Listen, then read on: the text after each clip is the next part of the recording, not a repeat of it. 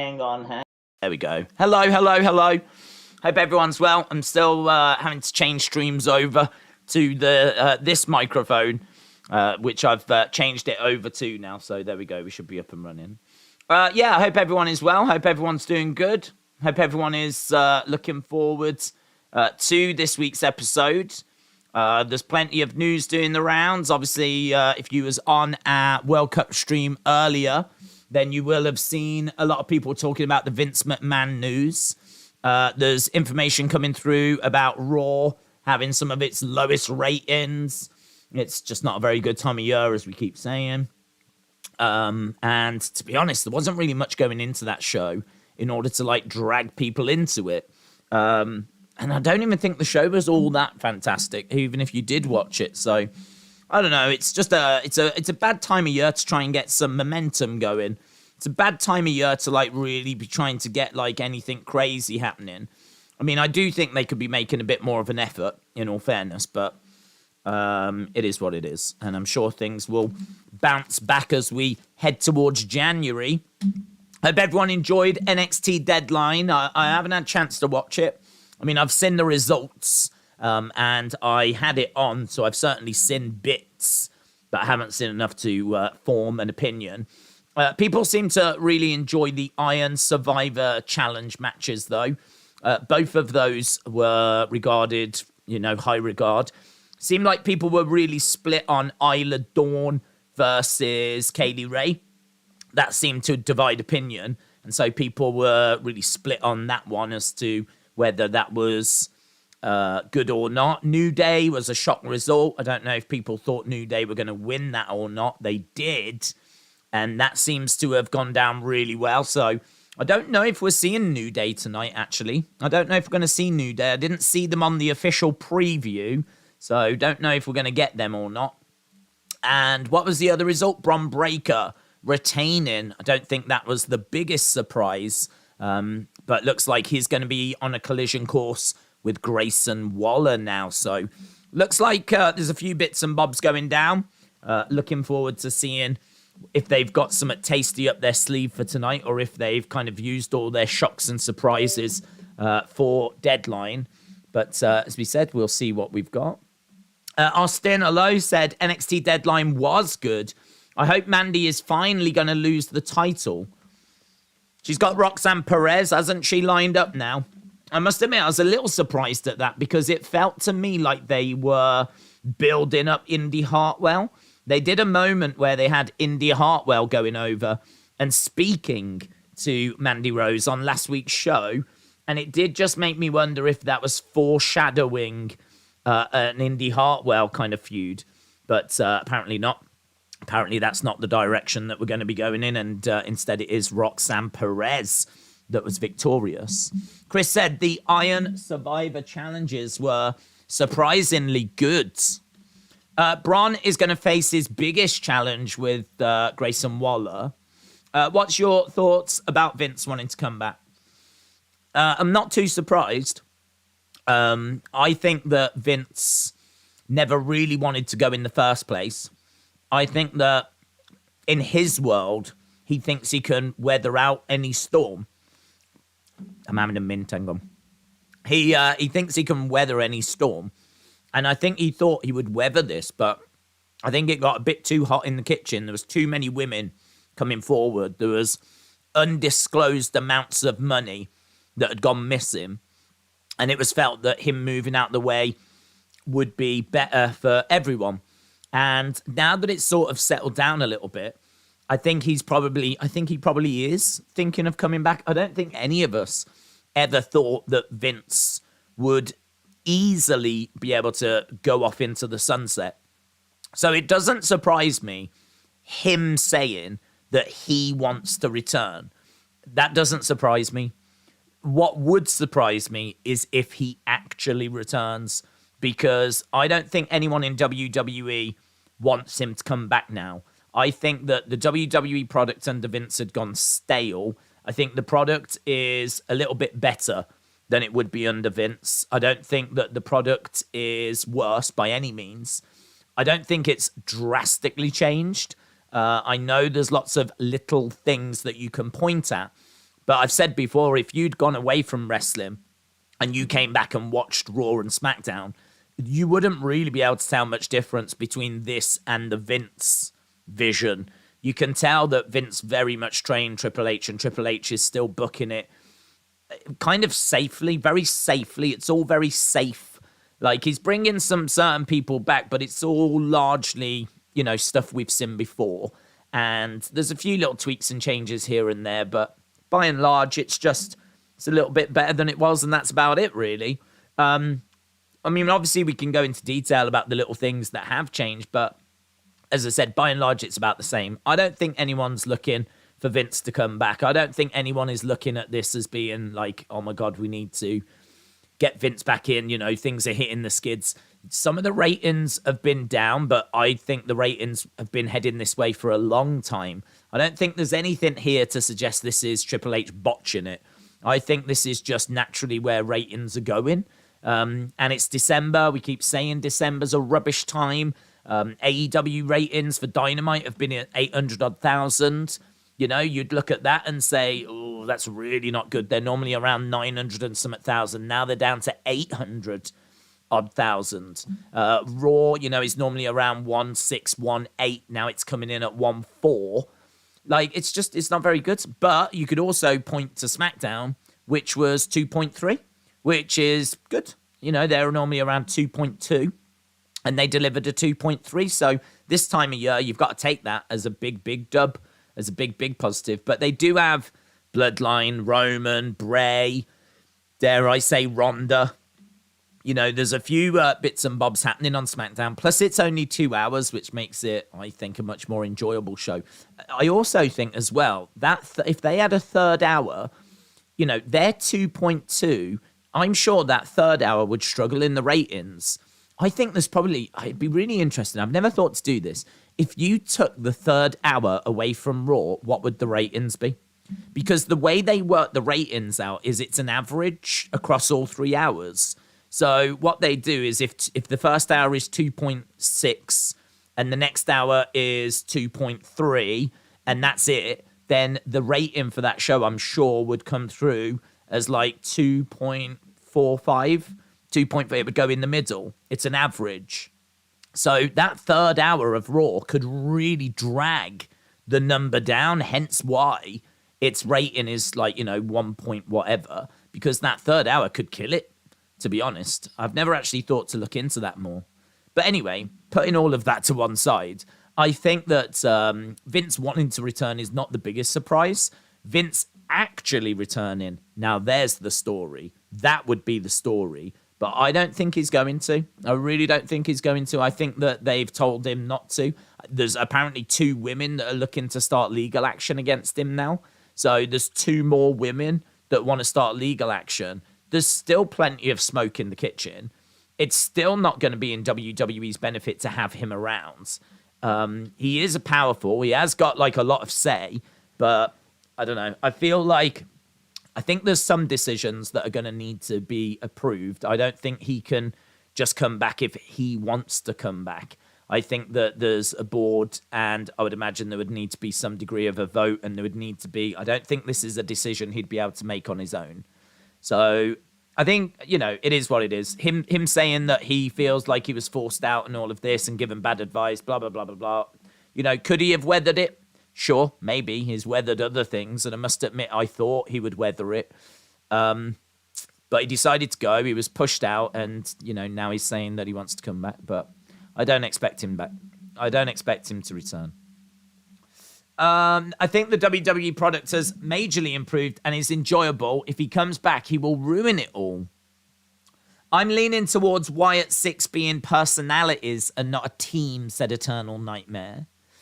Is it true that Vince is planning to come back? It's difficult. He's told friends that he feels he was forced out and that he would want to return. What that plan to come back looks like, I really don't know. How close we are to like Vince returning, I really don't know. As I said, I think there would be a bit of resistance within WWE for him to return. I don't think that they would want the like all the smoke that comes with that. Like, I feel like the stock price has actually held firm, and all the numbers, the ratings haven't fallen off a cliff. The stock price has held firm. They've delivered some big shows. Everything's progressing as it was. Everything's fine, to be honest. Everything's fine. He doesn't need to come back. The only reason he needs to come back is for him. That's why he needs to come back. It's for Vince. It's not for WWE. This is a good time for him to... I can understand him not wanting to go under a black cloud. I do understand that. But, like, he is going to pass away at some point, right? Let's be brutally honest. He's not a young man. He's going to pass away at some point. And right now, he can see what the company is going to operate like with him not around. And for the long-term benefit of the company, it does make sense for him to really take a back seat. So it's not in the company's interest for Vince to return. I really don't think it is. The only thing that I would say is that the company might miss him at a board level. It might miss him for like some of the decisions away from creative. He's a great visionary. He had the vision of like WrestleMania, and he had the vision of the WWE network, and he's a great visionary. And that vision is something that might be hard to find, replace. So, from that point of view, I could see him still being a benefit. But from a creative point of view, they don't need him. And to be honest, from a share price point of view, I think everything's looking great there as well. So I think if he came back, it would be for him. Daze, can the shareholders stop him from coming back? I don't know, to be honest, because he's got a controlling majority when it comes to shares. And he has got like a voting power, but I don't know that he's got the power to reinstate himself. That's something which I genuinely don't know. But he has still got a lot of power. It's true, he's got a lot of power still, and he's got a lot of influence. I do think there would be resistance to him returning, though. I do think there would be resistance to him coming back. So I don't think this is a done deal. I don't think this is going to be straightforward. That's it. Vince wants to return. Bang, Vince is back. I think that you would find that there would be a lot of conversations going on behind it. I mean, first of all, they're going to try and dissuade him, I'm sure. There'll be a lot of conversations being had with, I would imagine, with him saying that he shouldn't come back. It's in the company's interest for him to not return. Whether he's going to listen to that or not, I have no idea. And then if he did want to return, how aggressively he would try to get back into the company, I genuinely don't know. At this stage, I think he's probably just told people that, he feels like he's been forced out and that he wants to return. It is a big story. But people have said, like, you're going to do a video on it. But what do you do a video on? I mean, the information's all out there. The information is he feels that he wants to return.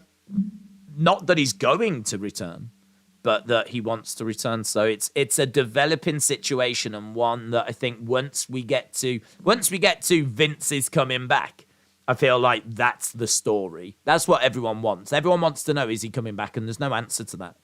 There's no answer to that. But so when we get to the point where it's, oh my God, Vince is coming back, that for me is when the story gets really interesting. He's probably itching with it being the first WrestleMania he's not been involved in. He thinks it's his baby. That would definitely annoy him, said Elliot. Talent would never accept him back as well. Philip said, do you personally want him to come back? No. I've got a weird relationship with Vince now. For the longest time, I knew he was brutal. I knew he was business. I knew that he didn't care. I don't want to say he didn't care about the wrestlers, but business is business, and it might be ugly, and many people might disagree with it, but I understand that it's a dog-eat-dog world. I understand that you've got to make some really difficult decisions, and people have to lose jobs sometimes. I understand that. There was decisions he made that I completely disagreed with. But you look at them and you can understand, like, for example, with AEW, he locked everyone down to big contracts so that AEW couldn't get them.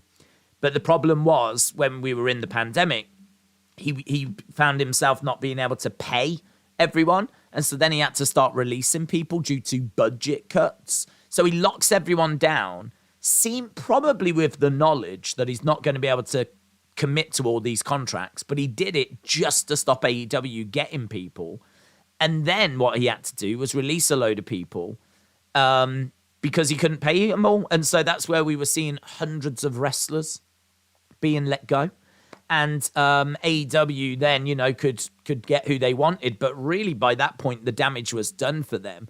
They were not really going to go from being where they were to, crazy ratings just because they'd picked up Aleister Black, just because they'd picked up Buddy Matthews, just because they'd picked up Ruby Soho. No disrespect to any of these people, but they were never going to go from where they were to, rivaling Raw because they'd picked up these people. And I think Vince knew that. And I think he knew that the early stages of AEW were really important. And that's why you lock everyone down. That is a dirty game. That is a dirty game. You are messing with people's lives. I get why he's done it. I get it. I don't like it, right? But I get it. And he is ruthless, isn't he, like that? I mean, he is ruthless. I don't know that Triple H would have the conkers to do that, to be honest. I don't know that Steph would be able to do something like that. Nick Khan might, but I don't know that Steph and Triple H would. And these are the sort of things that Vince has done his whole career in WWE. So for me, the stuff that he's done that I understand, there's many things he's done that I don't like. But I've always been like, I get it. It's business. It's not personal. It's business. And I do understand that. And so for me, I've always had a respect for Vince. He is WWE. Yeah, he did some awful stuff, but I get it. It's business. And I can sort of ride with that. I sort of get it. I feel sorry for the people affected, but I get it. But this is different. This isn't business. The sexual allegation stuff, the harassment stuff, some of the stuff he's accused of is really serious. It's really serious. And that is stuff which we don't know that he's guilty. The hush money doesn't look great. And there's a lot of people coming out and saying stuff. It's hard to know where the truth is. My feelings on it are, well, listen, we know what it's like without him. Let's just carry on doing what we're doing. We know what WWE looks like without Vince McMahon now, and it's fine. It's fine. So I don't feel like I need him to return. I do. Part of me feels a bit sorry for him because I don't know if the allegation stuff is true or not. I'm not there. I have no idea, right? So I have no idea if this is people trying to get money out of him or if he actually has done stuff wrong. I genuinely don't know. But at the moment, it's I think I just feel sorry because Vince was Vince and everyone loved it. Was Vince McMahon, sang the theme music because he came down, he had the strut and all of this. And I just don't think you can really look at he's damaged goods now. In my eyes, he is. If he was to come walking down at WrestleMania, you'd be like, Vince is here. And I don't know that I would... It would be a bit it wouldn't hit the same. It wouldn't hit the same. Oh, it wouldn't be Vince, no chance. I wouldn't feel that way. No, I'd be a bit here's Vince. And it'd be a surprise, but don't know how I feel about it. Yeah, it's a weird one. It's a really weird one. My relationship with Vince has changed. And I don't think I'm alone in that. I don't think I'm alone. And there'll be some people out there, I know this for a fact, people have hit me up on Twitter, saying that they don't care, basically. It's Vince. He's not been found guilty of anything. So why are we laying into someone that's not guilty of anything? I know them people are out there. And then equally, there's people out there saying there's too much evidence, too many people that have come forward. How can you just ignore this? And then there's those people. So, do you know what I mean? There's a sliding scale for people as to where they are on this. I'm probably in the middle. I'm in the middle. I'm in the I don't know what the truth is camp. That's where I am. I work in the I don't know what the truth is camp. But so as a result, an arm's length kind of a thing. That's where I am. I think it's not been long enough for people to miss Vince, said Jim. If Vince returned, we riot, said Rated CKO. James said, Bray is a jobber. Dylan said, someone time nachos. What he did wasn't a crime. Well, we don't know what he did. And if what he's accused of is true, then it very much is a crime. It very much is a crime, because there's one allegation where they claim that they were being forced into stuff, right? We're not talking about the one woman that was like a consensual relationship, and all this kind of stuff. There's a darker allegation, and actually there's a couple of allegations. One from, is it Rita, the female referee, that like 30 years ago accused him of like sexual assaults. If that's true, that very much is a crime as well. Make no mistake about it, there are crimes that are being alleged here. So this is what I'm saying. Some of it's dark, some of it's really dark. Since the majority shareholder, has he got the power to replace current board members with people that would vote him in, said Matthew. I genuinely don't know. I don't know what powers he would be able to have as the majority shareholder in order to get himself reinstated. I don't know what, if he can't just outright vote himself in, as you've just said, does he then have the ability to replace other people on the boards? Would there be a way of Steph stopping that? Would there be a way of Nick Khan stopping that? Does he need the chairwoman's sign off? Would she sign off on it? Because she is his daughter. So is she going to do what daddy wants? Like, I don't know. There's, I think, a lot of moving parts here. I don't think him returning is going to be very easy for him to do. But equally, I can't say it's impossible. I don't expect it to happen. I don't think that anyone there wants it to happen. And I think that outright some people on the board would passionately stand against it. So I don't think it's going to be something that's going to be easy for him to do, but it's going to be very interesting to see how it plays out. Eternal Nightmare said, think about dude released some of the best wrestlers and Sasha and Naomi decided to leave whilst Vince was there. Dylan said, Vince shouldn't be back after what he did to those women. Haven't seen any complaints since Papa H has been around. Yeah, if Vince comes back, I'm going to move to Germany, said Mick. That's extreme. You're actually going to move. That's pretty extreme. Junior said, what is Vince going to do? Fired his son-in-law and all the NXT boys and girls. What is Vince going to do? Fire his son-in-law and all the NXT boys and girls. I don't get it. Vince will be better for scripts, says Meave. What about Vince and Trips together, says Meave.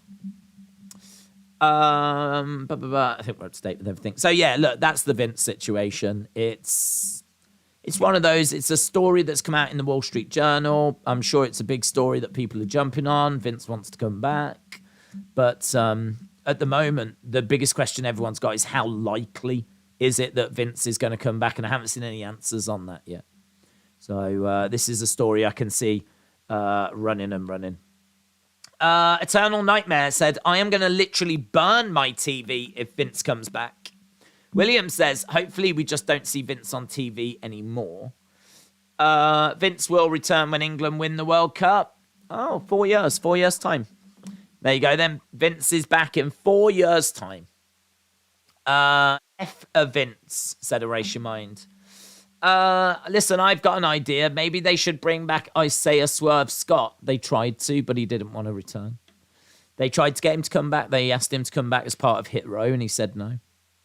Let's say Vince does come back. How does that affect WWE? Would Bray and others want to leave? Will that give AEW momentum again, especially if they can take any star that leaves because of Vince? Well, first of all, you can't leave because you're under contract. So you're not going to be able to just get up and leave, are you?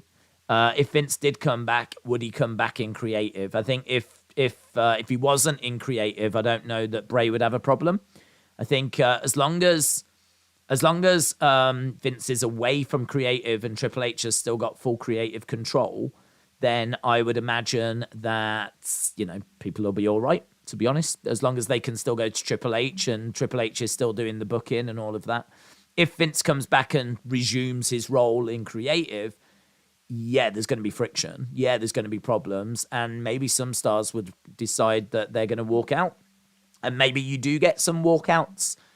I don't know who would do that. Really, to be honest, I think it would only be potentially Bray. Potentially. But it might not be. I mean, don't forget, Bray, I don't think he wanted to leave. So he's back now. He's got a contract.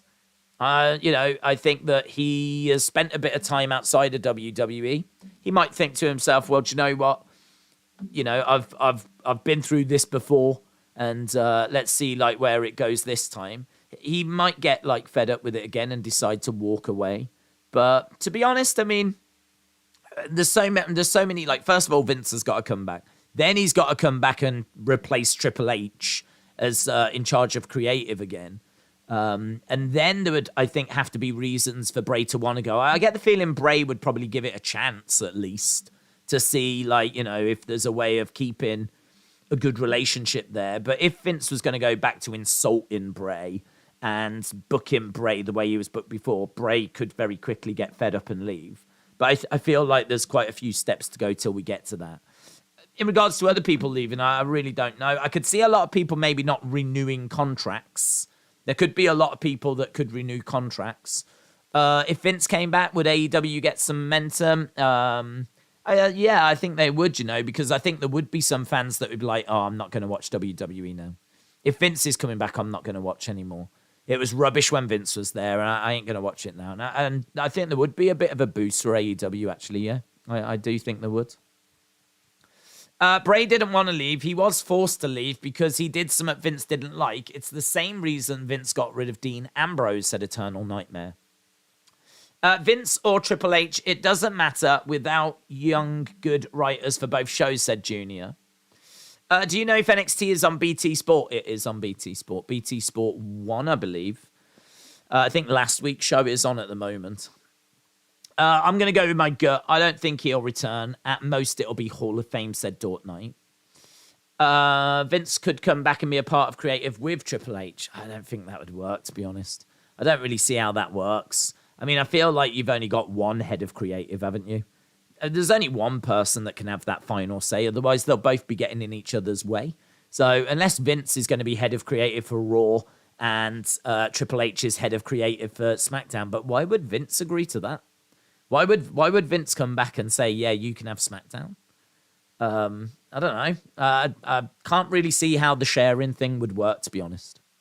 Humble Rumble said, I like watching Raw episodes. So many matches and promos I haven't seen starting at 97. I'm now at 2001. I bet Vince has been on social media and watch-alongs, listening to Daze, reading our comments. Vince has been using his time to get back in touch with the fans. Hopefully, he'd learn a lot. I think there's normally some good stuff that's said on the stream, so yeah, if he has been doing that, I think that would be time well spent, to be honest. David, shout out to you, said Raw got 1.6 last night, which is the lowest since July 5th. 0.37 in the key demo. Lowest third hour ever at 1.2. Monday Night Football got 10 million viewers. James said the Vince talk is going to give me a headache. Eternal Nightmare said if Vince is reading comments, he'll be all right. What is he going to do? Sue us? No, get some good ideas, I would imagine. Actually, come back and book better. That's what I could only imagine. Who is here as Vince? Says me. What if Vince all along has been William Hensey? That would make sense. William Hensey does love, toilet humor. So that would make perfect sense if that was actually Vince McMahon. It's all falling into place right now. All of a sudden, it makes a lot more sense, doesn't it? So, it's interesting. He might be commenting somewhere, says Meave. Vince could come back as CEO, but Triple H will still be in charge of creative. If he did come back in that position, I think that would be easier to accept. And as I said, if he did come back in that position, I think that would mean that a lot of people wouldn't walk out. I don't think there would be a mass exodus if he came back as like a CEO. If that's going to happen or not, I genuinely don't know. I really, really don't know. I can't imagine that Steph wants to give that position up, to be honest. Comes a point where you might even have to stand up to your father, do you know what I mean? Even your dad, who's trying to take away this position from you. I mean, she's got it now, and he ain't going to be around forever. And it's definitely in the company's best interest that he's not around right now. So I reckon there would be a lot of conversations going on behind the scenes first. Daze, you should cease the Linda talk. Vince is listening, says AEW fan. I know. It's a problem now that he's around. It's in my interest that he goes back because then I can get in there again with Linda. It's a lot harder to do that when Vince is always around. William, are you Vince? Junior said, I think WWE is going to put Raw on a streaming site when the deal with USA is over. Maybe Amazon or Hulu. They will keep SmackDown on Fox, and that will get regular TV viewers, says Junior. Rated CKO said, it's not a prediction, it's a spoiler. Dork Night is Vince. What did Alexa Bliss have on her ears last night? I thought it was something to cover over, like some jewelry, or I don't know if she's had some piercings or something. Maybe she's just pierced like her ears, and so like she had like some tape over her ears. I just thought it was something like that. Maybe he is. No, do you know what I'm doing? I always sit here and make notes, don't I? So that when I do the reviews, I've got my notes in front of me. I've actually filled this book. What I was just doing is flicking through pages, trying to find. I mean, look, I've got notes here. And then I've got like UFC notes, more UFC notes. Just like every page I was going through had notes on. So I was trying to find a blank page. I was trying to go through and find like blank page. I take so many notes. This whole book is full. This whole book is full. So I found one blank page. But I was trying to see if I could find like a page that had a front and a back that was blank. I couldn't find one. I've filled this whole book. I fill so many books. I mean, I take so many notes. Every review I've done has had to have, like, notes taken. And, like, if ever I do, like, a video that I want to talk about, I'll have some key points written down. Make sure you don't forget this, and this, or something. So I just get through so many books. I wish I was going through the Argos catalogue. Maybe he is watching and he's a channel subscriber. AEW fan said, this is like being rewarded for touching women. It's a bad look. The things Vince did only to be allowed back is a bad look, said AEW fan. Days, a good wrestling days for you would be notepad days. You should publish your notes in an original days book. Oh, it'd be a bestseller, mate. All my innermost secrets and thoughts. Dark. Who said, I'm not Vince, my name is Eternal Nightmare, said Eternal Nightmare. William said, if I was Vince, I would use my power to touch the cleaning lady department's boobs. I have a thing for working boobs. Okay. AEW fan said, do you think it would be a bad look on WWE and cost them sponsors? I think it would be a bad look. Would it cost them sponsors? Maybe. I don't actually know who sponsors them, though. I know they've got Papa John's, haven't they, at the moment?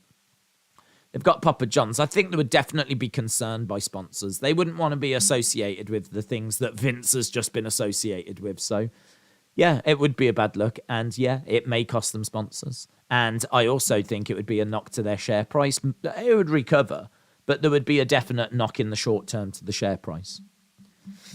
The news said he wants to come back, not that he's going to come back, said Miggy.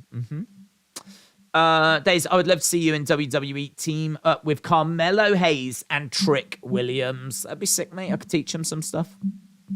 Is there any chance we see Vincent and Dutch take on the New Day? Maybe. I think it might be a bit soon for them to come in and go straight after the tag titles. That's the only thing.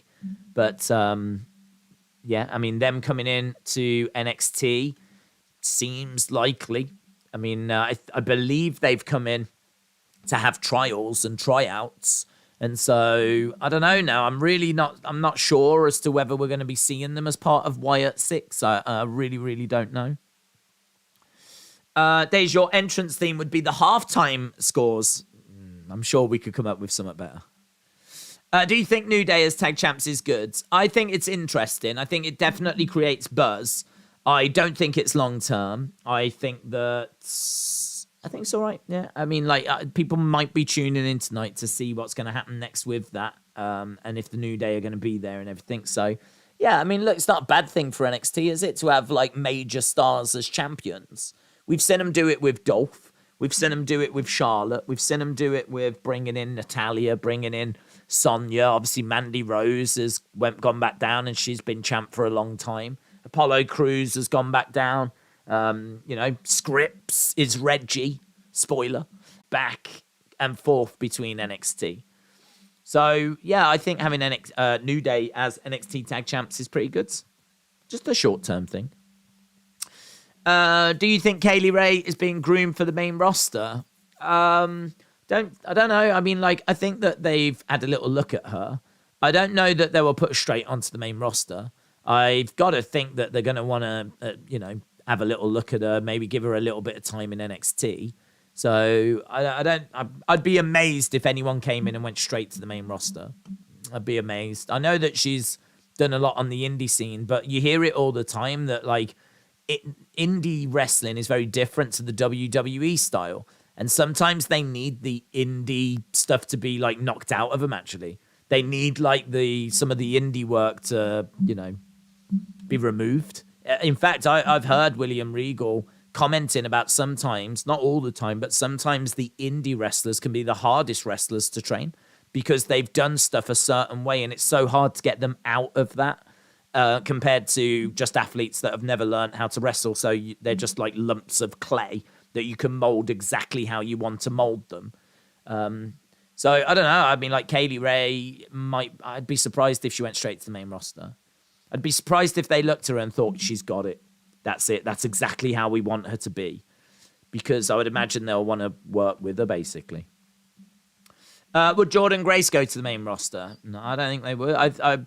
It's hard to know who would go to the main roster. It really is. I mean, there's not many examples. There really is not many examples. I mean, even Braun Strowman, who didn't spend any time on NXT TV, he was still in NXT being trained and doing NXT house shows. And then he went to the main roster. So even though he bypassed the TV product, he certainly didn't bypass the performance center.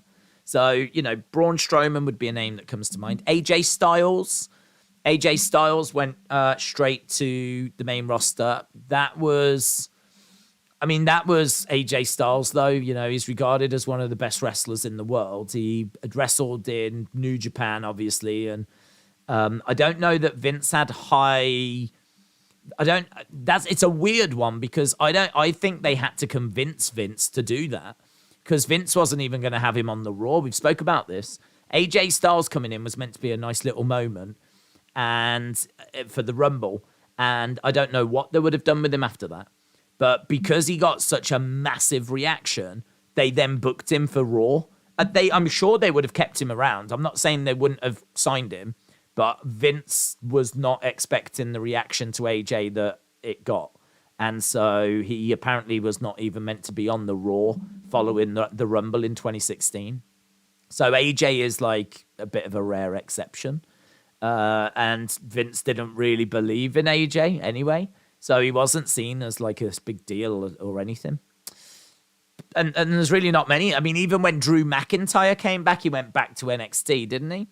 When he came back, Riddle's come through NXT. Pete Dunne's come from NXT.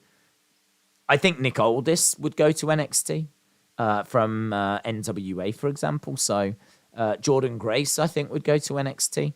Yeah, I don't know that they really look to bypass NXT. NXT is its own show as well. So really, you want to be putting people in NXT to help the NXT ratings. If you do sign Jordan Grace, put her in NXT. That'll mean that people have to tune into that show to see her, and that just helps the NXT rating. Sean has dropped a Vince update. What's he said, AEW fan? Is there much to it? Is there much to it? I can try and click over, and unless someone's tagged me. We've spoken to over a dozen employees and talent today. He's not wanted back from those we heard from. Full story on Fightful Select. Yeah, it's not really much of an update, is it? They've spoke to a load of people and a load of people don't want him back. Surprise, surprise. There's quite a long article here, in all fairness. Let's see. Vince wants to come back, but it doesn't seem like that feeling is reciprocated. A new Wall Street Journal article dropped on December 13th, outlining that Vince has told those close to him he's considering making a comeback, and he got poor advice to retire. This with the revelation that there are 2 more lawsuits coming his way regarding sexual misconduct and assault.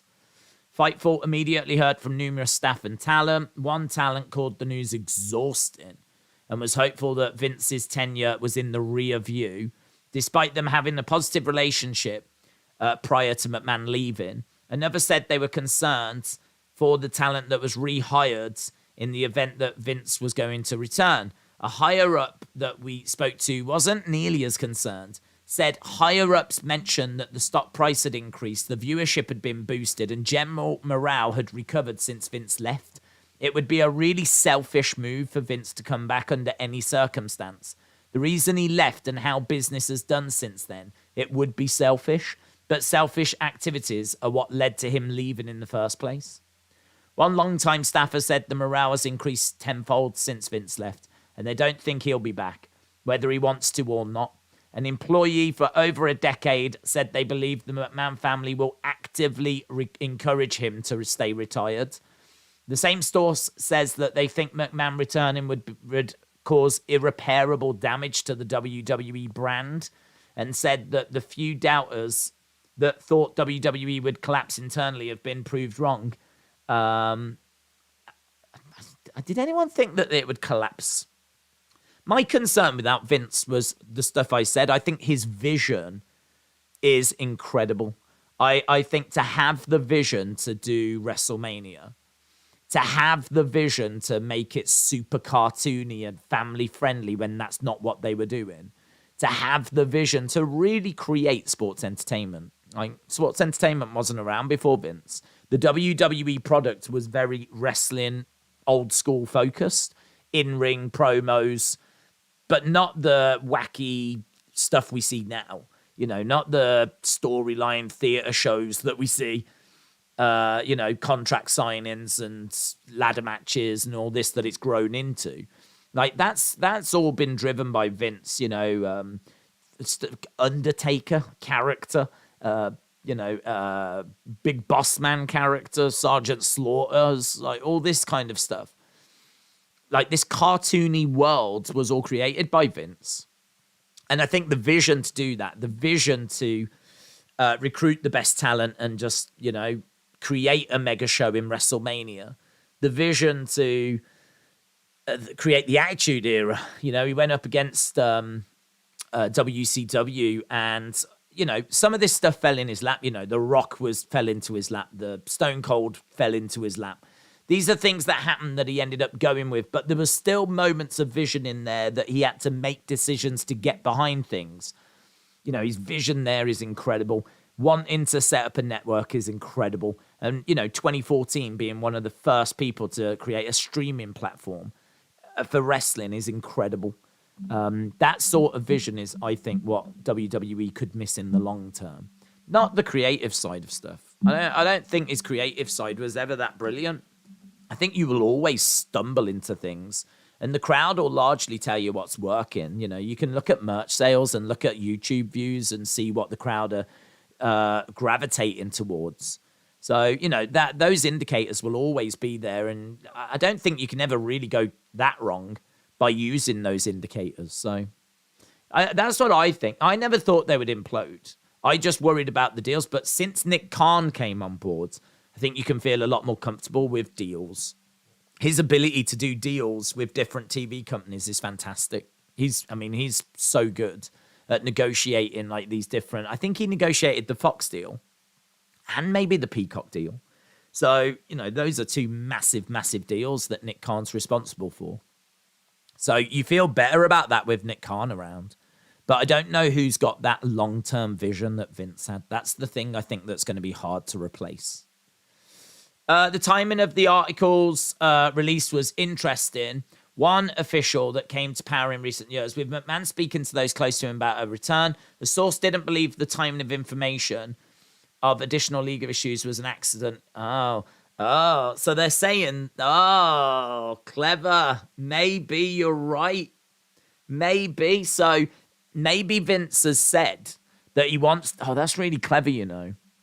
So maybe it's a case that Vince has said, I'm going to return, right? But the reason why he said I'm going to return is because he knew that these 2 new cases were coming out.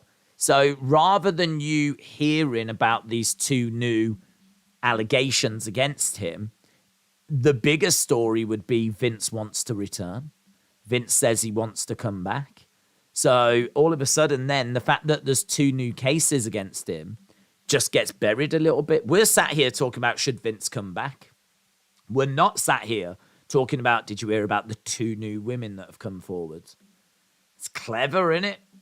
It's clever, and that could be true.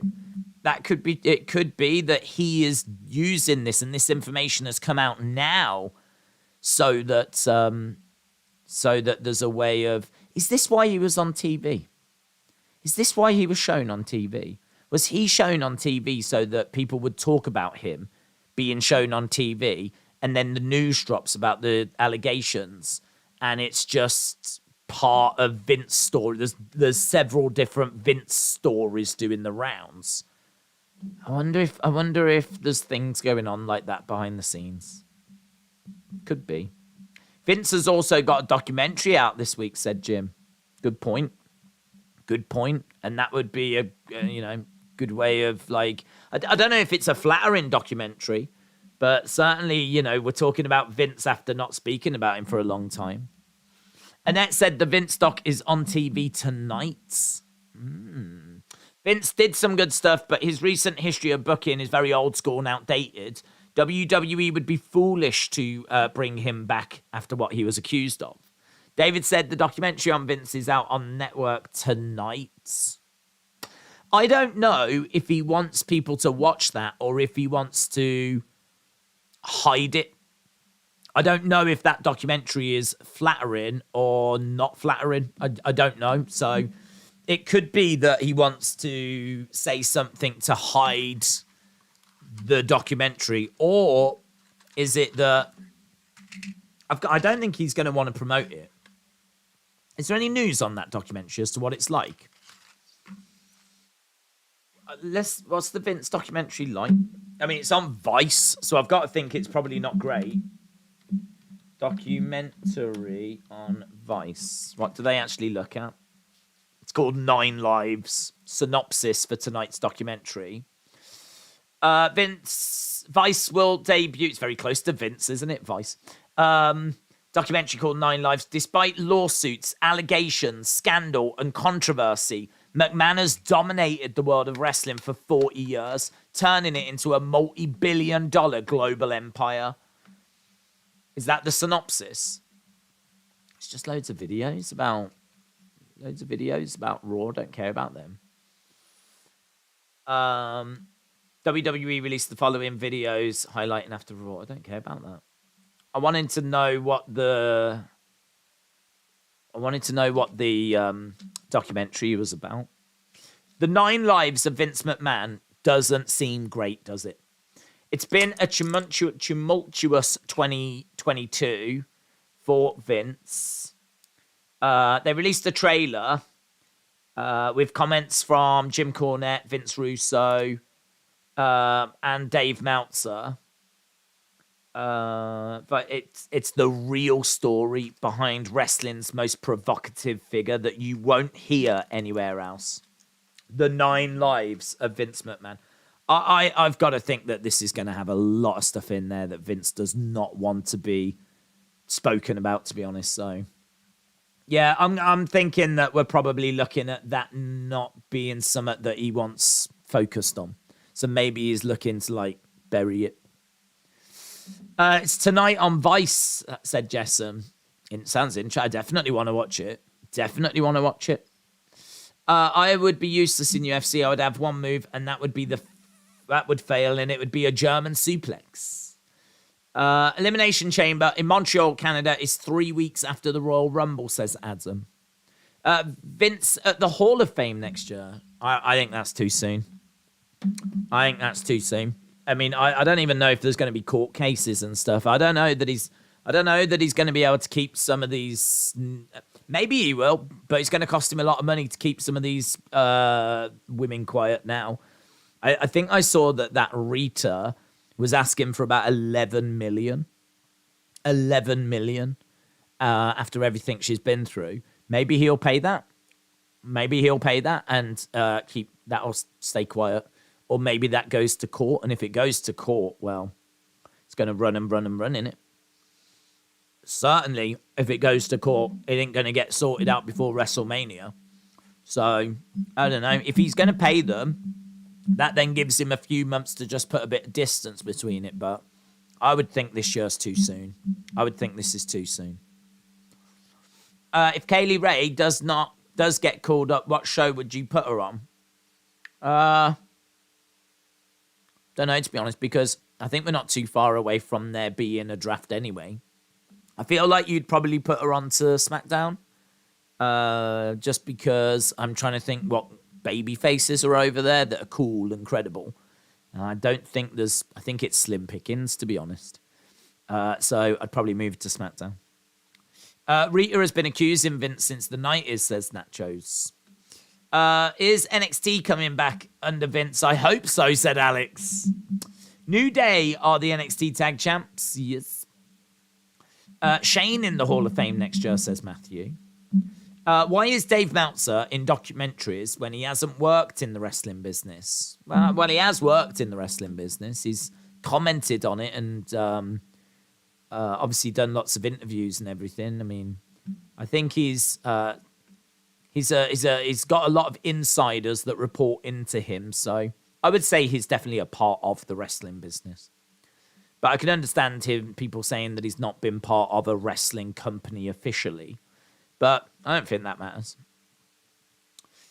When did you start streaming NXT again, said Lance? Oh, we've been doing it for quite a while. I think, was it Heatwave we came back? I thought the Heatwave card looked really good. So we thought we would come back and give it a try. And it was pretty good. And I feel, was that around the time Vince had gone? So there was maybe some optimism that NXT 2.0 might change. And then it did change. Still doesn't feel like black and gold to me, this, though. This doesn't feel like we've gone back to black and gold. But I didn't see the show at the weekend. I did see comments saying, like, if you don't think NXT is back, then I can't help you type thing. I can't remember who tweeted that out. Someone tweeted that out. One of the wrestlers. And I think it does fine. I watch it every week, and it's certainly not a chore to watch. So I think I would say it's back better than where it was before. But I don't, for me, this is not black and gold standard. Black and gold was special, though. It was really special. I think part of it, really, honestly, is that black and gold hired a lot of the best indie talent. And I think if you hire a lot of the best indie talent, there's a lot of people that come in with a buzz anyway.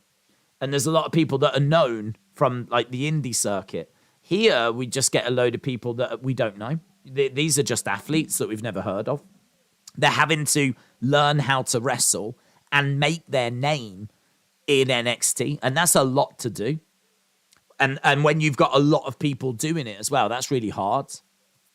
Compared to black and gold, where you were bringing in the likes of Matt Riddle, who people already knew. And you were bringing in Aleister Black, who people already knew he was Tommy End. And people already knew who that was. And like you were bringing in like these Kana. People knew who Kana was. Changed the name to Asuka. People knew that. Finn Balor was brought in, who was Prince Devitt from New Japan. People already knew that. Kushida was brought in. You know, Hideo Itami was brought in. Sami Zayn was El Generico. Kevin Owens was Kevin Steen. Like, these were indie talents that were known and loved. That people were like, oh my God, Kevin Steen is here. And it was exciting just to see them walk out. You're like, oh. But it's not that way now. It's not that way now. I don't know who you could go and get that would generate that. I don't know what the indies look like these days. I really don't know. I think it probably really hurts that Ring of Honor is under AEW control now, because Ring of Honor was a good breeding ground for people. Right, we are underway, by the way. if you are just joining us, we are underway with NXT as we look back at what happened at Deadline. Is NXT starting now? It is. It is. That's the entire point of NXT, to build new stars, said Progressive. Yeah, it's true. I just think, though, that the standard of NXT goes down when you're building so many stars. Like, back in the day, you could still do that, but you could mix it in with some indie talent, and that meant that the NXT show was stronger because you had some of that talent that people recognized. Whereas now, a lot of these are just people we don't know. A lot of these are just, failed athletes, to be honest. Failed basketball stars, failed football stars, failed gymnasts that have decided that they're going to give wrestling a go. So it makes it harder for NXT to reach the levels of black and gold. Right, we've got Booker T and Vic Joseph.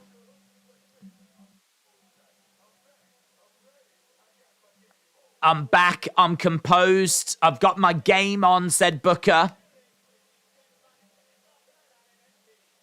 Who's coming out? Oh, Roxanne Perez. Roxy is coming out. Roxanne starting the show. Roxanne Perez, the winner of the Women's Iron Survivor Challenge match. Thank you. Roxy Chan. Thank you. There's beeping. There's is that a Hummer? Here's Grayson Waller.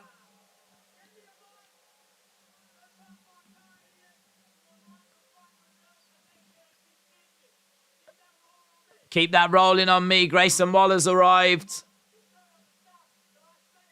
This show doesn't start till I say it starts. Let's go see the plebs in the crowd.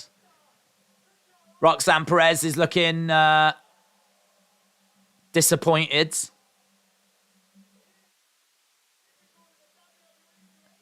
Grayson, I like this. I like seeing Roxanne Perez interacting with like someone from the males division. So Grayson is talking. Roxanne is upset. You can shut your mouth now, says Roxanne Perez. Who said that? You're funny. Thank you.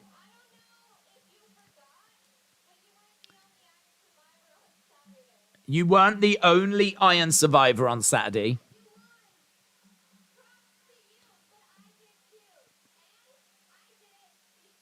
I did it before you. And unlike you, I did it from the number 1 spot. She's throwing a bit of shade here.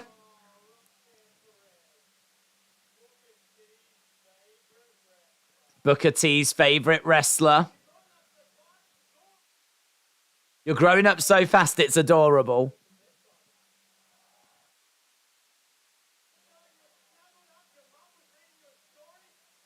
He's laying into her age here.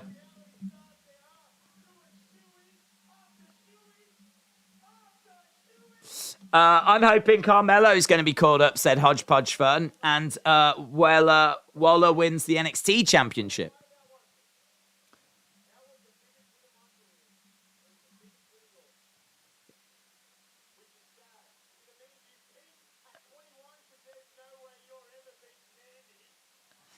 He says you've peaked at 21. There's no way you're ever going to beat Mandy. Bron's coming out. Bron's heard enough. Bron Breaker.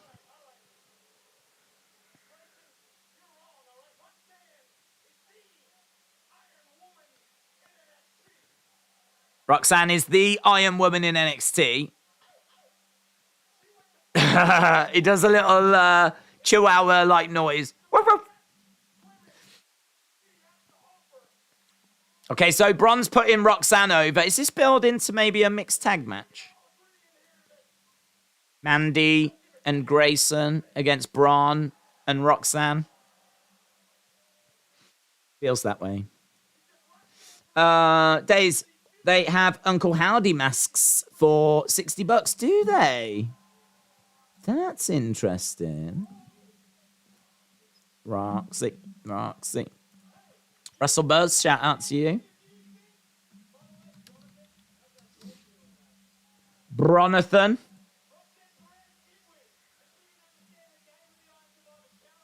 Have a little look. 60 quid.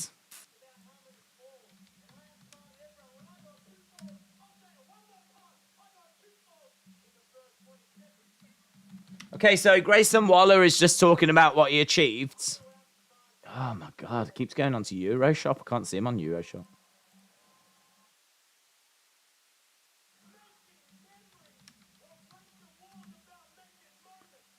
Oh yeah.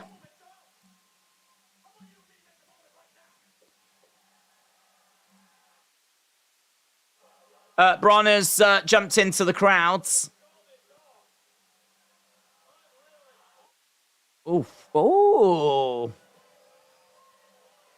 So Mandy has attacked. Mandy.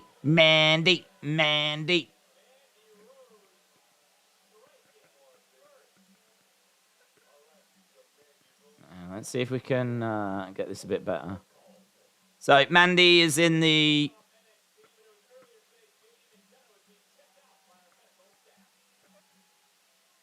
Hang on, we'll jump to this when we get a chance.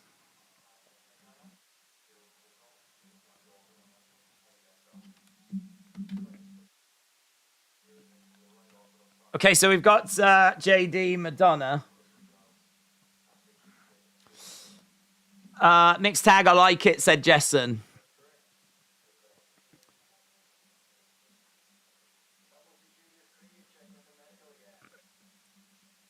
There's Julius Creed arriving.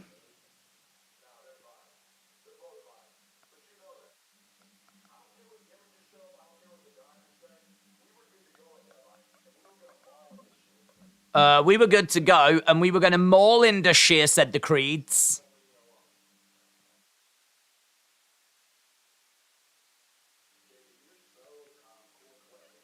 JD, you're so cool, calm, and collected. Tonight, I'm going to hurt you.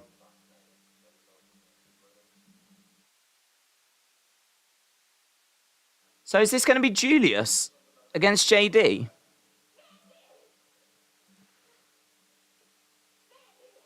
It's a bit weird, isn't it? We were just in the middle of something, and then all of a sudden, Roxanne screams Mandy.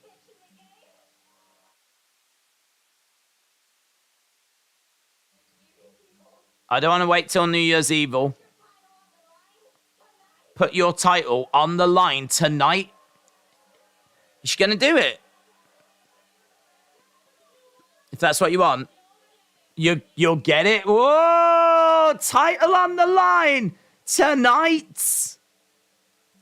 That was so weird. We were just backstage and then boom, like it really jumped. It's a really weird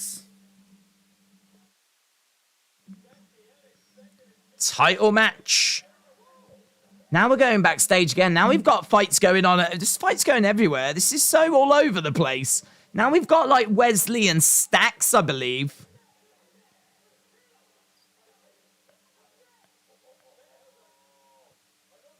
It's all kicking off, man. This is they're brawling out into the arena. Stax and Wesley. Is this going to be a proper match? Is there going to be a ref? Are they going to ring a bell?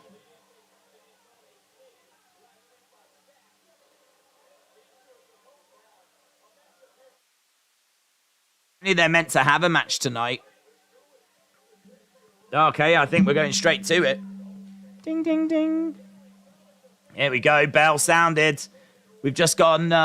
they're trying to get that weird pacing thing sorted again. You know, where you just go from one thing to another and it's all like, right, now look at this. Now look at this. Feels like they're trying to do that. Some of it's a little bit clunky.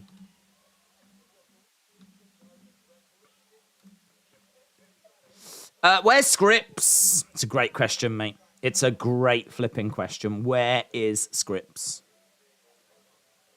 You've got to give the people what they want. Fortnite might see you on a football stream. Taking the title off of OnlyFans, Mandy. Do you think tonight's the night they're going to do it? Do you think tonight is the night? There could be a chance, you know. There could be a chance that tonight is the night that Mandy loses that title. That's a pretty... I actually think that's a really, really cool development. I think that's a really cool development.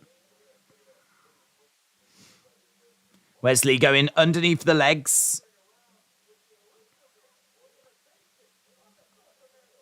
He's doing really good. Wesley on fire. Stacks goes to the outside, against the ropes. Over the top, comes crashing down.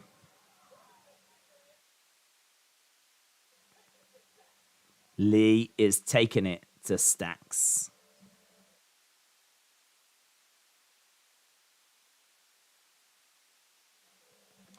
What are your thoughts on the Messi Masterclass? I thought he did really well.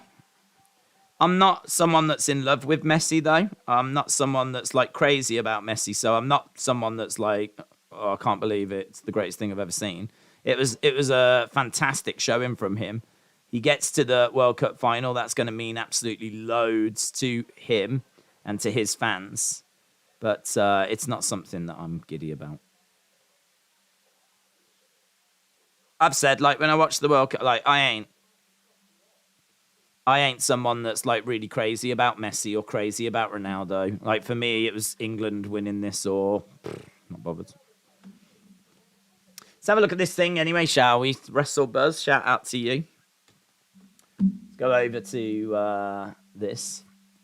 Big shout out to WrestleBuzz for telling us about this. This item just dropping onto WWE Shop. It says here, get it before Christmas if you order now and choose like fastest shipping. This is in America. Sadly, I couldn't find it on Euroshop. But yeah, this is $59.99. This is not cheap.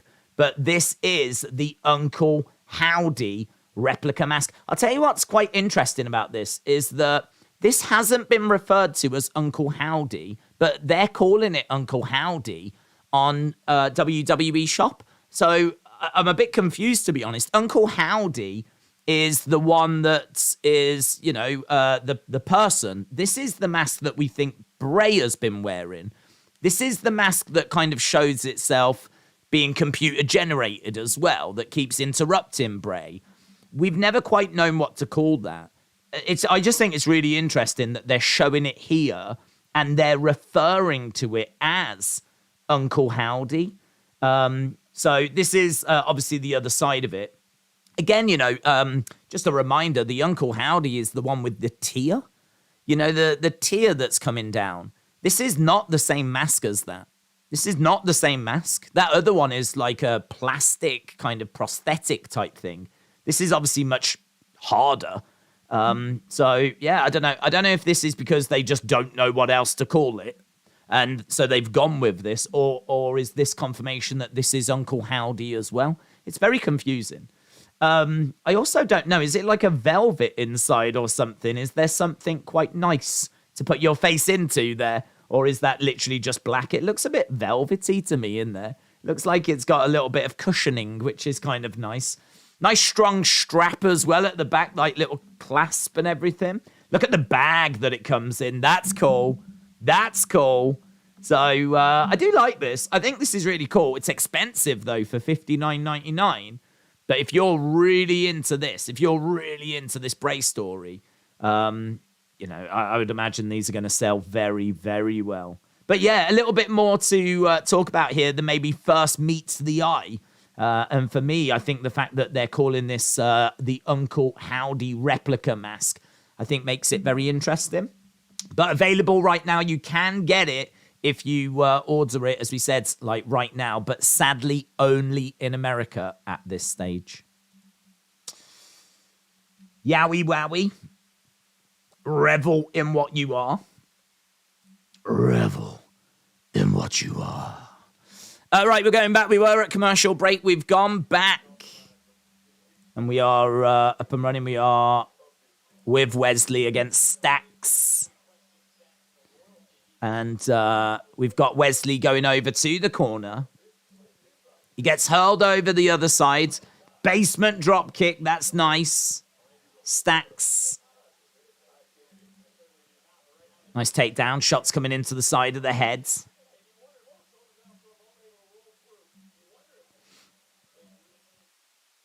Break-in, Ronda is officially in the Raid Shadow game.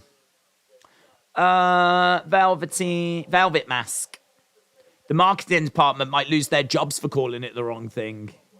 To be honest, though, what do you call it? I mean, I must admit it's something that I've struggled with as well.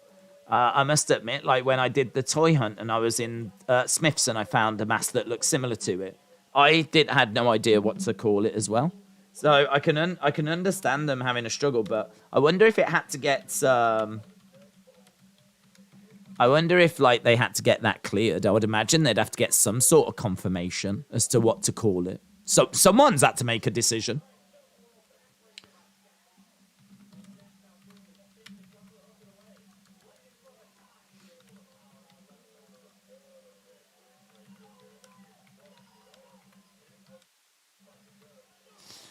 Lovely backbreaker there by Stacks. There's confirmation just on screen right now that Mandy Rose against Roxanne Perez is coming up tonight. We are going to be getting that match tonight. So, I mean, she did say she was going to grant it, so it's very exciting. I'll put a little thing in the chat and see what you lot think. Is this going to result in a new champion tonight? It's exciting when it happens out the blue, but I don't know. Are they going to just tease it tonight, but actually change it at New Year's Eve, or have they decided to move up Mandy Rose to the main roster? Are they going to move up Toxic Attraction? I don't know, man. I don't know what they're going to do. I'm interested to find out. Working on the leg kicks here by Wes. Again, Wes kicking out. Stacks goes back. Does that mean Mandy is going to main roster? I don't know, dude. Yeah, it's what was crossing through my mind. Uncle Howdy usually wears a hat, so why aren't they selling the hat? Wow, he doesn't wear that mask, to be honest. As we said, Uncle Howdy that we know wears a different mask, one that's got a tear that comes down it, and it doesn't have the, like, gritted teeth. It's a different mask. That is not an Uncle Howdy mask, really. Technically. But what else do you call it?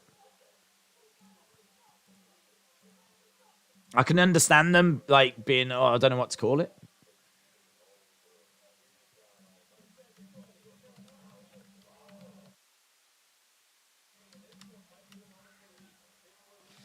Right, Wesley is down at the moment. Stacks is in control.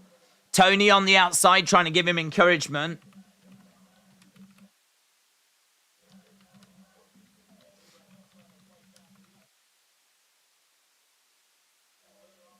Shot coming in by Stacks.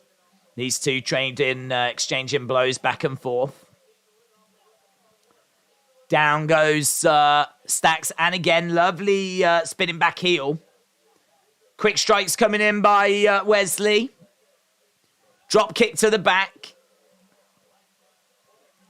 These two have been brawling for quite a while.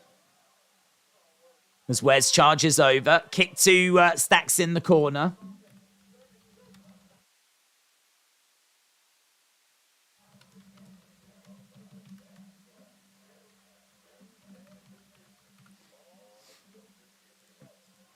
Whoa, that was sick. That's sick. That's a win for Wesley. He kind of flipped over and like mule kick Stacks. That was really cool. If you get, has he done that before?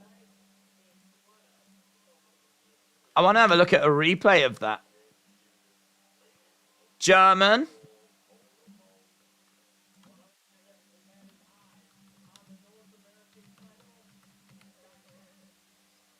Flips over. Oh, it's like Pele kick, actually. He kind of did cartwheels, and as he flipped back, he ended up like kicking Stacks in the head. That was a really cool looking move. Dijak has made his way down. He's been attacked from behind by Tony. That move was sick. Keep your head on a swivel, Tony is shouting at Wesley. Tony sucks. Chants are breaking out. Why do you think we will see Cody Bray? That could be a good feud. Why do you think we will see Cody Bray? Do you mean when? Honestly, don't know. I mean, I'd imagine Cody will come back and he'll look to go after a title.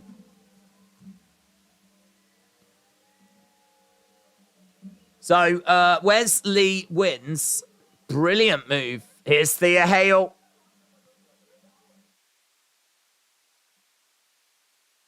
And there is Drew Gulak and Duke Hudson.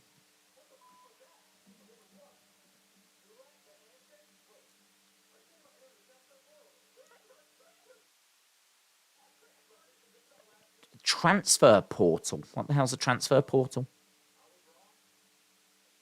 I was wrong. You were right, said Andre Chase.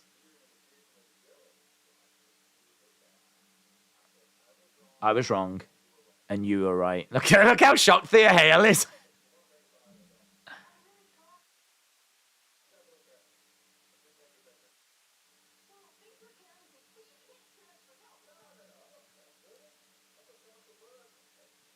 I've got so much to learn from Chase U. Okay, so we're going to be getting a Duke Hudson match.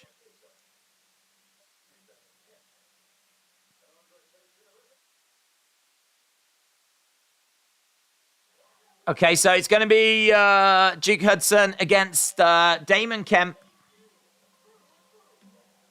Okay, who we got now? We got Caden and we've got Katana. Thea Hale. It's gloriously over the top. Right, okay. Caden and Katana. Don't know who they're facing. Oh, Ivy Nile and Tatum. Huh? Why are they out then? Are they just going to be watching? We've got Ivy Nile and Tatum Paxley against Toxic Attraction. But Caden and Katana have come out. Ivy and Tatum versus Toxic Attraction. Right. Duke is hilarious. Do you think he might have the it factor? I think he's good. I think he's really good. I must admit, though, I don't think he was brilliant before he joined Chase U. I think that, he's done some stuff with, like, Persia Pirotta and Indy Hartwell that I just didn't think was very funny at all. Didn't think that was very good. He seemed to be drifting a little bit, but this Chase U has really given him something to get his teeth into. I think if you give him good creative, he can smash it. And I think this has been a really good story, really fun for him. What do you think of rumors? Oh, we covered that earlier. I think he probably wants to come back, but I don't think he will come back. Transfer portal is a college football thing where student athletes can transfer to a different school, said The Beach. Okay. What is the point of breaking up Damian Kemp from Diamond Mine? They don't even have him doing anything now. It seems like a waste of a good character. Planet Dam said Uncle Howdy always holds a mask when he's speaking to Bray or LA Knights. Uncle Howdy always holds the mask when he's speaking to Bray or LA Knights. What, where he lowers it down? Yeah, but does that mean that... But do we refer to that mask as Uncle Howdy? That's not his mask, is it? That's not the Uncle Howdy mask. You can't have an Uncle Howdy mask and an Uncle Howdy mask. We don't refer to that character that interrupts Bray as being Uncle Howdy, the one that's computer generated. We refer to the one with the tear as Uncle Howdy. That's Uncle Howdy. So what's this other thing? That's not Uncle Howdy. I don't know what we call that. And if we're going to call that Uncle Howdy as well, then, as I said, I didn't know what to call it when I did the toy hunt video. I was like, I don't know what this is. The only thing I've got is Uncle Howdy. So yeah, I don't know.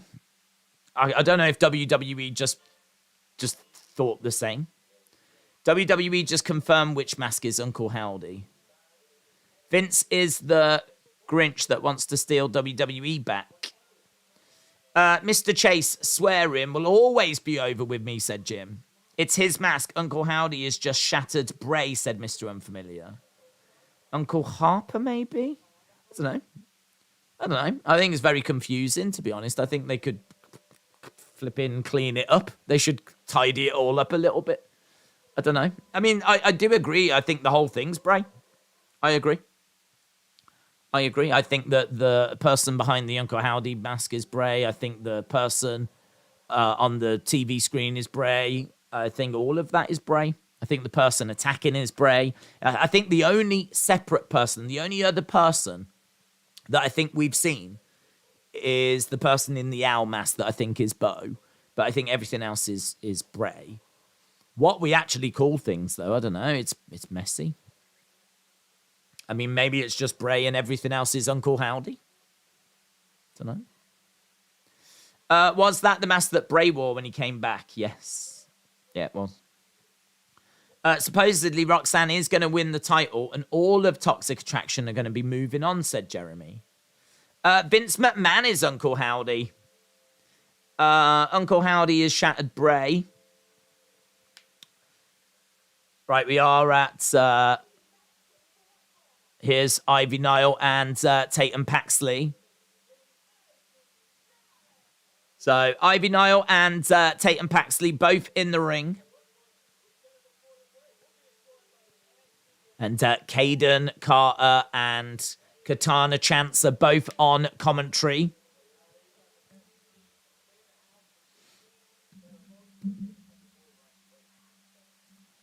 Toxic Attraction making their way out. Okay, so here come Toxic Attraction.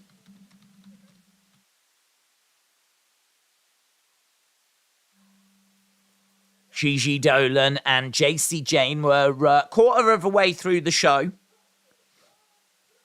I mean, what I will say is that this show has got a lovely energy to it.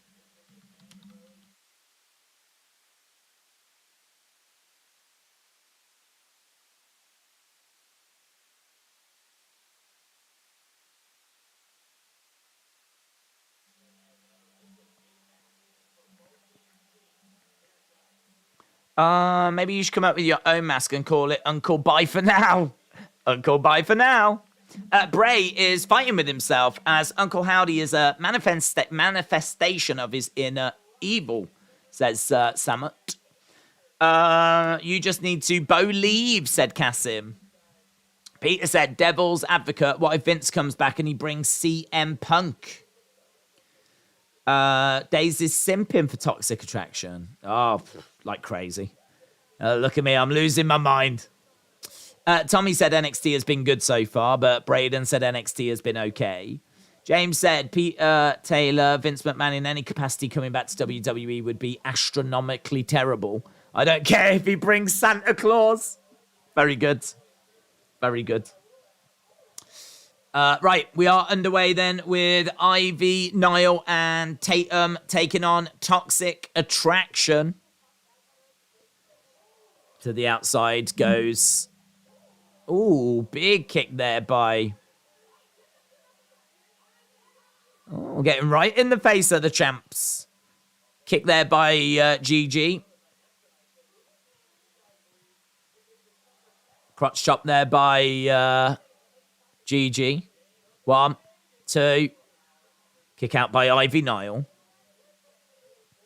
So we are underway then with this women's tag match as the champs watch on.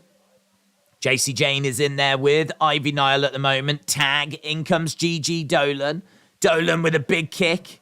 Clothesline there by JC. Pin by Gigi. Shoulder up. This match is going to be predictable, says Braden. It's going to be Toxic Attraction. Well, I'll tell you what, I said I was going to do that poll, didn't I? But I haven't had a chance to do it. Well, I have. But I haven't done it. I'll do it now. Who is going to win? Who is going to win? Is it going to be Roxanne Perez? Or is it going to be Mandy Rose? Are we going to see a brand new NXT Women's Champion tonight? Tonight. If Vince comes back, then a lot of wrestlers Triple H brought back, then a lot of wrestlers Triple H brought back will go. Let's go. Ivy said, erase your minds.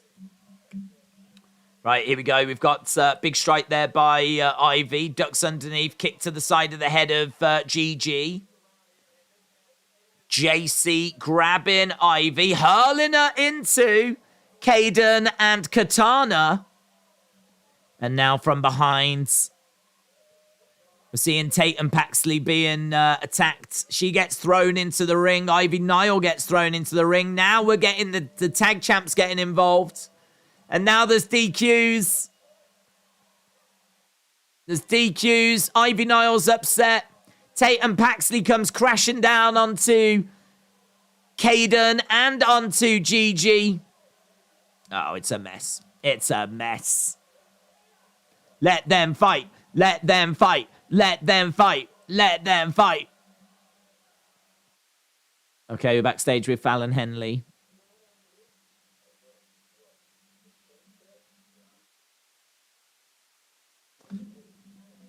Big brawl. Big brawl.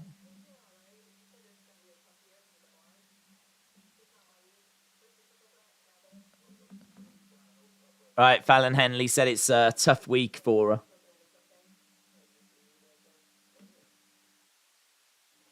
So, Toxic Attraction and Ivy.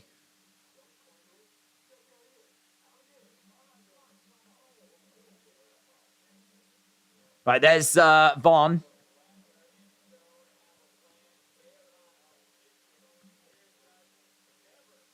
What's that music playing over the top?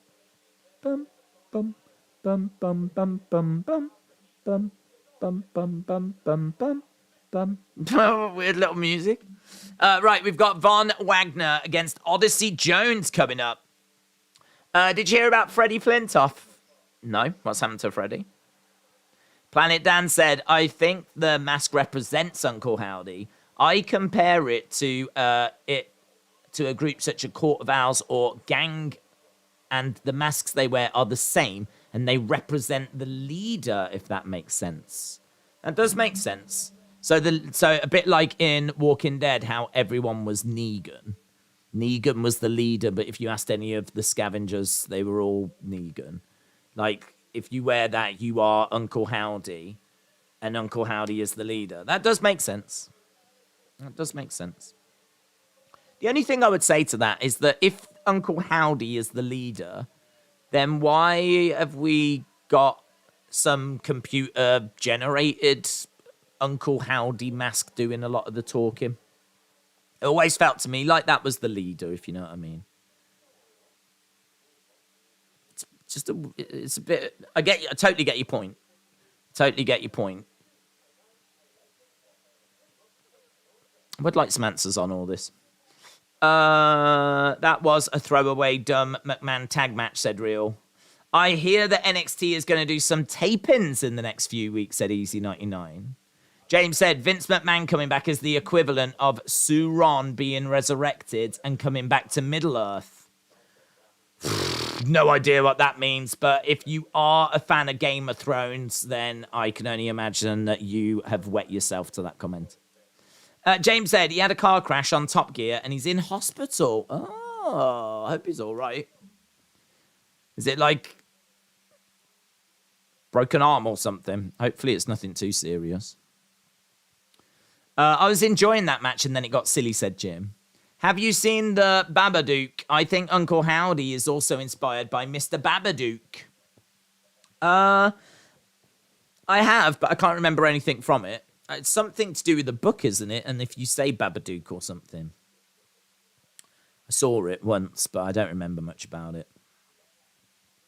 Spoiler alert, Roxanne is going to beat Mandy for the championship, says Iania. Zoom Station said Vince keeps coming back like Dracula. Real said this show is about a 1 out of 10 so far. NXT, we have the meets Von versus Odyssey Jones up next.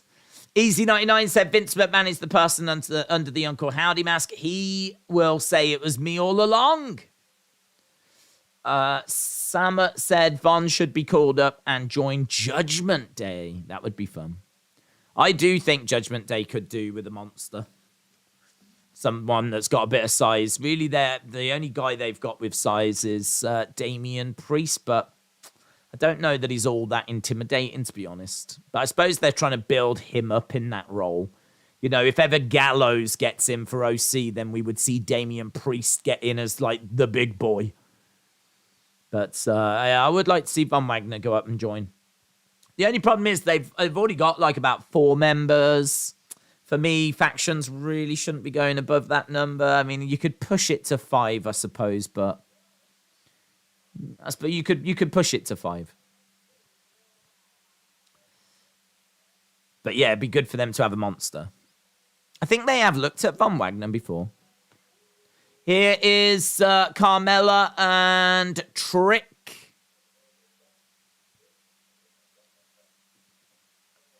Oh. Okay, Carmelo and Trick.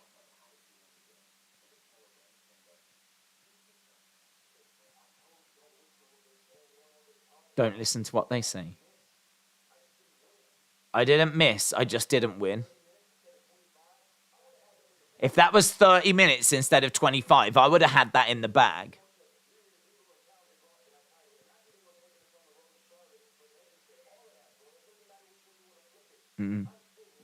I'm still him.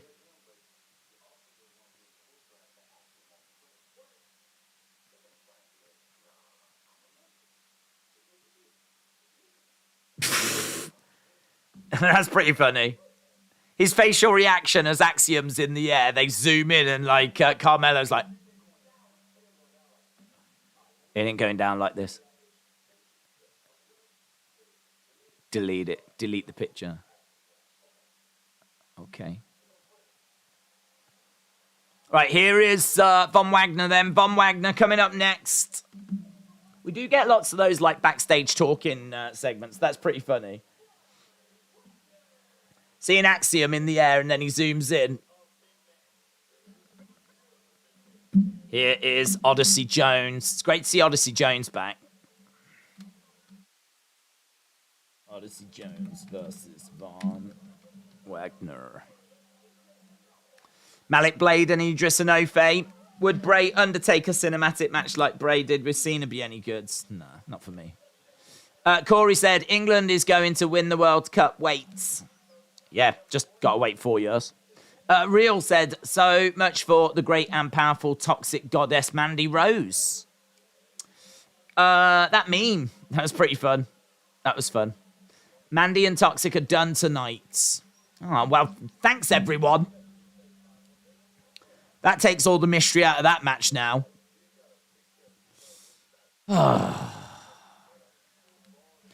Everything gets ruined in 2022. There's no point doing a poll anymore or even watching the show. Lovely. Text watch to 79458 to opt into updates regarding WWE news. I wonder if they tell you on there. Do you think you could send them a number and they go, guess what? Tonight, Mandy Rose is losing a title. Brilliant. Thanks. Von is charging over. Chop block there by Odyssey. I hope Ross is wrong. It's kind of a bummer for Mandy to lose the title on a regular episode. Nice shot there.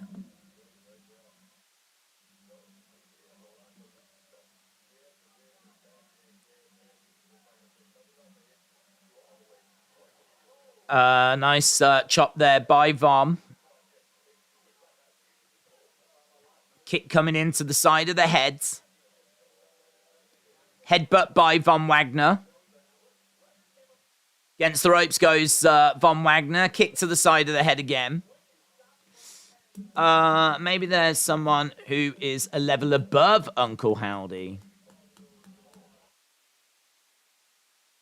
Right, Odyssey Jones goes down. Okay, so we've got just over an hour, about an hour and 15 minutes left. Well, we might as well lose the poll, mightn't we? Not really much reason asking the question evermore. John said Sean has never reported that.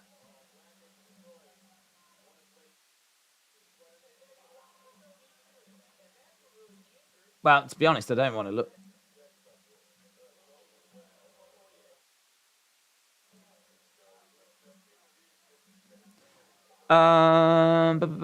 No. Right, in the corner goes Vom.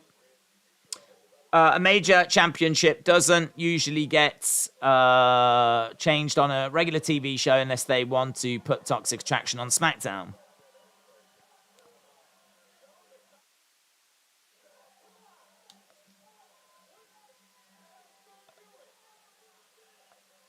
Kick to the side of the head by...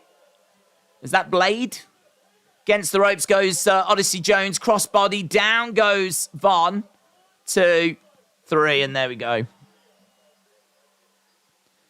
So it's a win for Odyssey Jones. A bit of revenge for Blade and Enofe.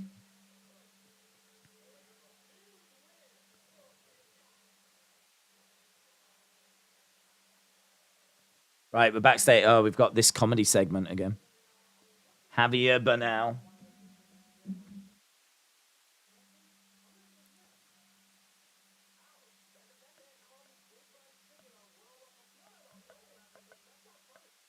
Okay.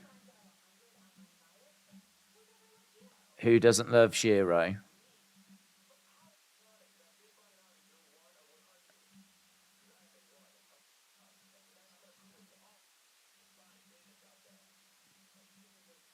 He calls his fans big body bandits.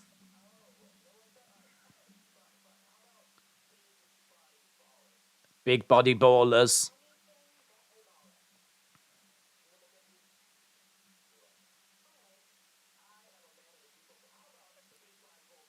Big body bulldogs.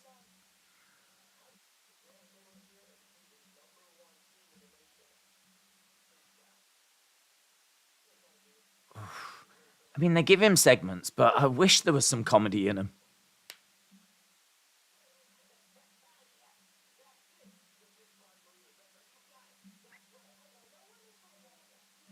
Okay. Are you ready to see Sol Ruka? What are your thoughts? Am I ready to see Sol Ruka? I've seen Sol Ruka. The match was a waste of time. Right, we're just seeing Ric Flair advert for this. Yeah, what we just got was not that great there.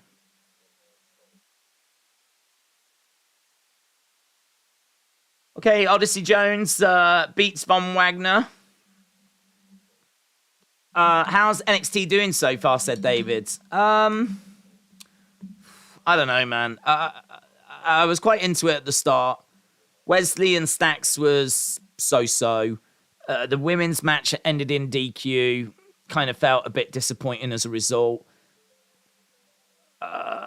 Odyssey Jones, Von Wagner, there's not much you can take from it. I don't know. I mean, it's got a bit of pace to it. It's got a bit of bounce to it.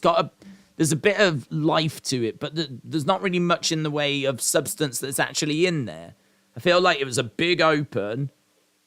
And then I don't think I think we've followed it up with things, but not things that really matter. So, I don't know. It's a bit of a weird one, I think. It feels like they're trying to inject some life into it, and I do appreciate that. Sol Ruka doing a finish NXT Level Up has hit 1 million on Twitter, said Easy99. Braden said the documentary looks good. The Beach Kevin said Sol Ruka will be a WWE World Champion before the end of 2023. Jennifer said Bray Mask is in WWE shop. I'm a body believer, said Jim. Odyssey is like a dollar store Keith Lee, said Zoom Station. Uncle Howdy Mask, yes, we know, Jennifer. We've done it. There's a video on the channel for it. Jim said there was an insane finisher, like reverse shooting star into a cutter. How do you feel about LA story with Bray being lights out match? I don't quite know how that's going to work, but I've got confidence that they will find a way of making it look pretty good. I think that they will find a way of making it hopefully work. If this was Vince, I'd be worried, to be honest, because I can't see how a lights out match is going to look good. And are we going to use like some weird infrared, like to see the competitors? I mean, it's not just going to be completely lights out and we're just going to hear bangs, are we? Because that's going to be, I mean, that's just rubbish. That's going to be rubbish. It can't be that. So I can only imagine that it's going to be lights out and we see what they can't see with like infrared. That does make me then wonder though, what about people that are like colorblind and whatever? Because they used to have a red light on and apparently people with colorblindness couldn't see it because it was really like hard for them to make out what was happening. And even people that could see just didn't seem to be into the red light thing. It just didn't seem to grab people's attention. So, I don't know. I can't really comment on it because I have no idea what it's going to look like. I can't figure out what they're going to do. If it is going to just be complete black, we can't see anything and we're just going to hear crashes and bangs. I mean, that just sounds horrific. It just sounds rubbish. But if it's going to be that we can see somehow what they can't, maybe that could be interesting. Maybe there could be something to that. So I don't know. Without seeing it, I don't know. James said Sol Ruka will not be NXT Women's Champ by the end of 2023. It's too soon. Maybe 2024. It will be filmed in Night Vision, says Dark Angel. Jim said Sol Ruka is going to beat Bron Breakker. Matthew said the new Ric Flair story thing is 2 hours long. Wow. That's long. That's we've had like Ric Flair documentaries, so that's long. Right, we're seeing Nikita Lyons. Me watching Zoe's entrance. Me watching Zoe get pinned. Me watching Roxanne become the first Iron Survivor. Right, here's Ikemanjiro. Ikemanjiro is in there. He's going to be taking on Javier Bernal. Ikeman versus Javier Bernal.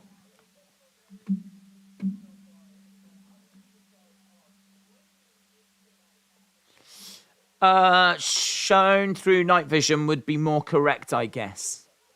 We'll hear them grunting and moaning, and that will be sexy, said Austin. I think it's that they're supposed to be illuminated by phone flashlight fireflies, said A1. I would be homicidal after watching a Ric Flair documentary for 2 hours, said Jim. Right, we've got Big Body Harvey over against the ropes. Ikemanjiro. No. Clothesline. Ikemanjiro goes down. We're seeing NXT Vengeance Day is headed to Spectrum Center in Charlotte, North Carolina on February 4th. Tickets are available. That'll be interesting. So we are actually going to leave the Performance Center. That'll be good, actually. How many does that hold, the Spectrum Center? Is that a big arena? Spectrum Center. Spectrum Center. Wow, that is where the basketball is. Is that the Charlotte Hornets? 20,000, the Spectrum Center. God, they're optimistic, aren't they? When was the last time they did a big arena show for NXT? New Day Championship Celebration is coming up next. Optimistic, aren't they? 20-odd thousand. I mean, I suppose in a way NXT might be getting more views than it ever has had before, in all fairness. I doubt it was getting 500-odd thousand when it was on the network every week. So maybe selling out an arena will be even easier now. Who knows? Mitchell, hello, buds. Hope you're well. Mitchell said, sorry I'm late. The girlfriend and I had to watch Santa coming down our streets. Okay. I can confirm Santa is real. Even Santa has advanced in times. No reindeer. It was a trailer and a truck. Wow. He's going to struggle to get around the world with a trailer and a truck, though. Everyone knows the reindeers can fly and they're magical. Was the trailer and truck magical, Mitchell? I don't even understand what the flip happened. He just, was in a trailer and a truck and was coming down your street? Are they just towing Santa around your hometown or something? What's that about? Mitchell, there's definitely more questions there than answers. Let us know. Don't super chat it. Just put it in. I want to know. Is this something that happens every year? Was it part of a parade? Why was it now? On a random Tuesday? Ikemanjiro's picked up the win, by the way. John said Santa's a bit early, isn't he? He is a bit early.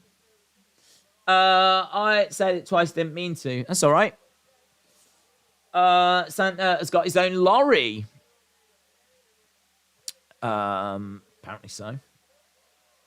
Perhaps he asked for one last Christmas. So, Ikemanjiro picking up the victory here. He's been... Oh, my God, Scripps! Scripps! Oh, this is brutal! Brutal beat down by Scripps! No, he's ripped the jacket off. Scripps has put the jacket on inside out. Why has he put it on inside out? Do you know why? Because Scripps does what he wants. Scripps does what he wants. Yes! Mess him up, Scripps! Mess him up! Look at that. Mess him up, Scripps! Oh, that's so good. He's wearing it inside out because he can. Because he wants to. Oh, do you know what? He gave no flips. That is exactly what the show needed. This show needed Scripps. It needed Scripps.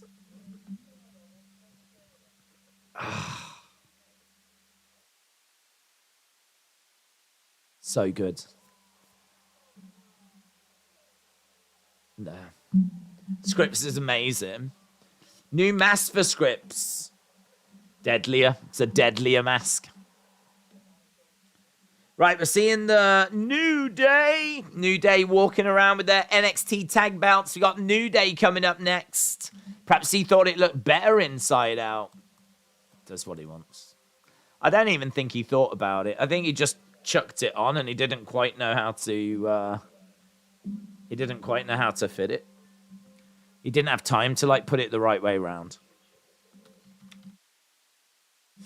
It needs a better script. Scripts look like he's getting worse and worse, says Jim. I hope Sol's Bazooka gets better. Bazooka, that's Sol Ruka. David said, New Day Tag Team Champs. I hope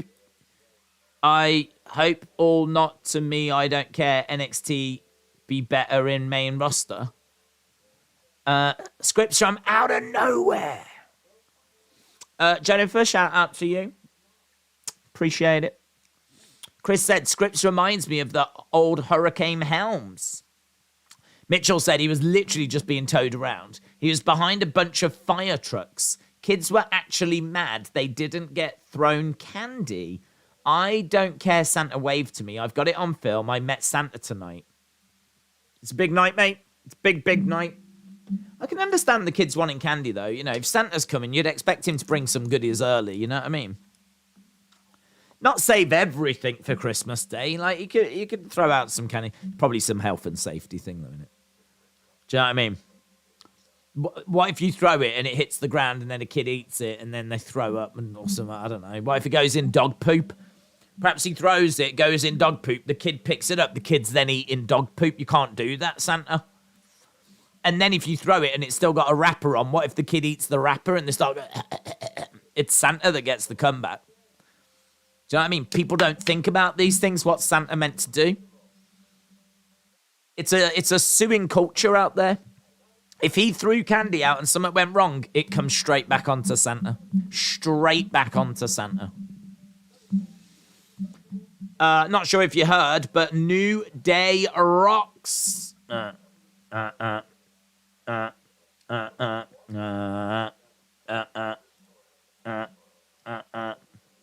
Scripps looks like a radish. Scripps needs to be pile driven. Comparing the Hurricane to Scripps is an insult to the Hurricane. I would compare Rey Mysterio to Scripps. I would compare Jushin Thunder Liger to Scripps. I would compare Mil Mascaras to Scripps. This is the level that Scripps operates at. Who will win out of Ivy, Nile, Tatum, Paxley, or Toxic Attraction? I don't know. I don't know because it was Kaden and Katana that got involved, so I don't know if it was a no contest or a DQ. Hurricane was awesome. Daze speaks about eating dog poop not being fun, like he has experience. I don't have experience, but I can imagine it. It doesn't take much imagination to know that it probably isn't fun. I doubt it tastes like chocolate. Looks like Santa is struggling with the cost of living crisis. He had to let the reindeer go. Yeah, he actually killed the reindeer and used them for food to help him get through some hard times. He had some lovely reindeer beef burgers. Very disappointing because now all he's got is a truck and a trailer and he's having to start getting out presents early now.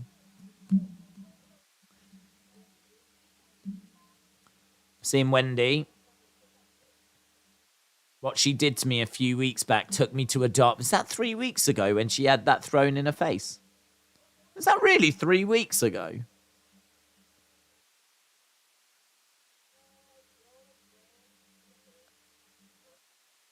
I know I've thrown a drink in her face.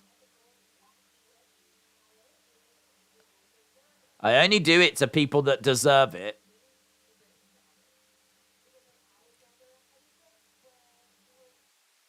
Okay, so we've just got a little video package here for Wendy and Cora.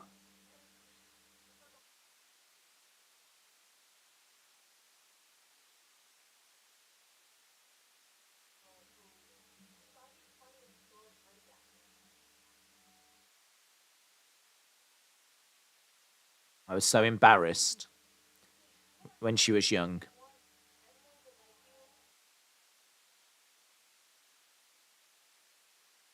I mean, in all fairness, if you're going to bring a drink down to the ring, it's probably going to get thrown on you at some point. Flour. I wouldn't overanalyze it. It brought me back to that moment where I wish I was invisible.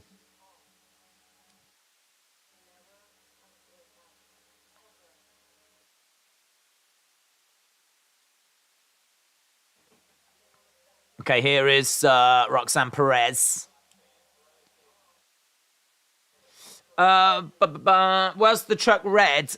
Obviously, Rudolph said Stuttering Steve's. This feels like a demotion. I know they won the belts, but still. Here we go. Xavier Woods, Kofi Kingston. New Day. Yes, it is.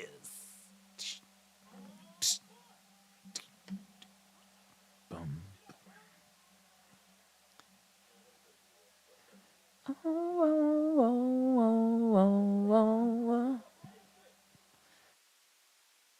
New Day rocks. New Day rocks. Kofi coming out, big smile on his face. Good way to start the second hour. Look at that kid. New Day rocks.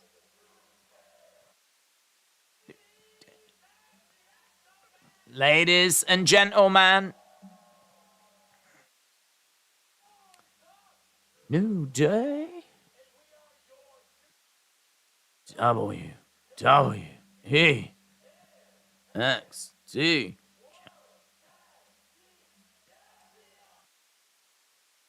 Okay, so they're staying in the entranceway for this, which is kind of interesting. Please, no one forget that Jennifer Lawrence led the way for female lead action movies.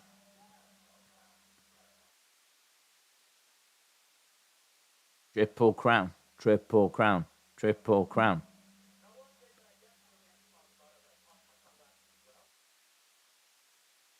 Santa's in the crowd, you know.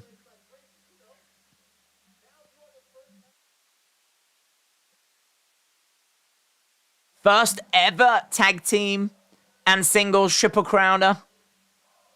Kofi. Kofi's never won the NXT men's title, though.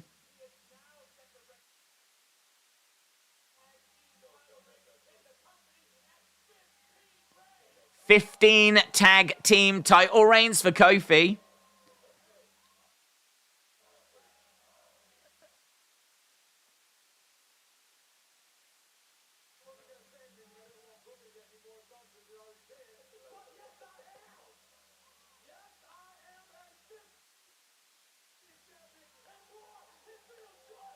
It feels good.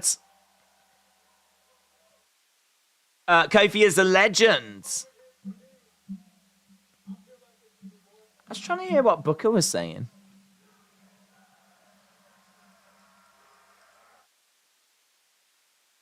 Booker's like, I did 16, it's not true. So Booker was saying that's not true, I did 16.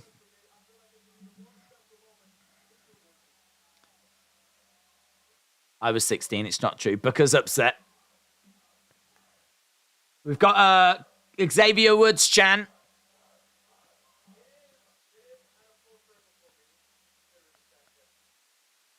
I was here 10 years ago when NXT started.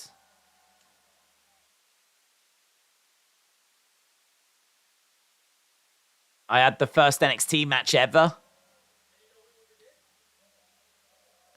Who was it against? It was against Big E.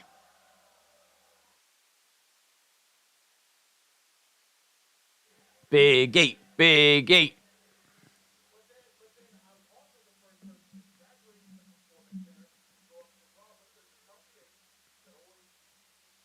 He said he was the first person to graduate from the Performance Center and go to Raw, Xavier. But I never had the chance to hold an NXT championship. But look at you boys now. Boom. Shout out to Big E.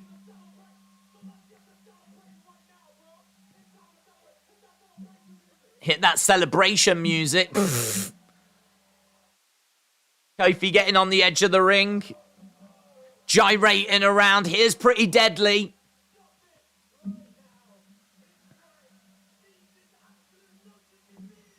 Cease this nonsense. You two have ruined everything.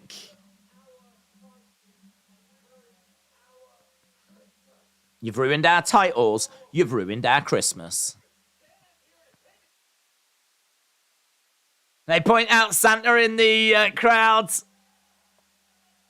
Santa, Santa, Santa, Santa. We didn't ruin your Christmas. Santa's in attendance. We wouldn't do that to him. Shout out to Big E. Shout out to Santa. I wonder if Big E will ever wrestle again. Don't know. I don't know. I hope so. You two lost the tag titles to us.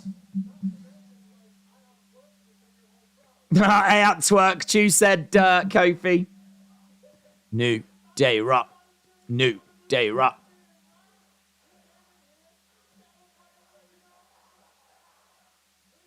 Kofi was twerking and shaking that. This crowd is way better than last night's Raw, said Austin.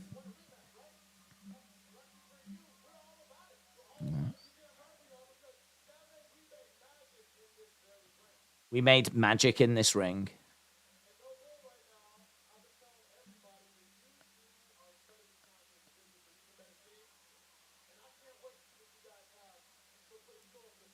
I can't wait to see what you guys have got in store for the future. Whoa.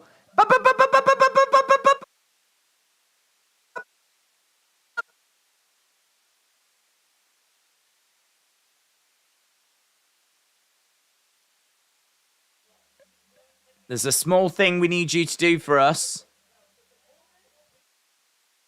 We just need you to.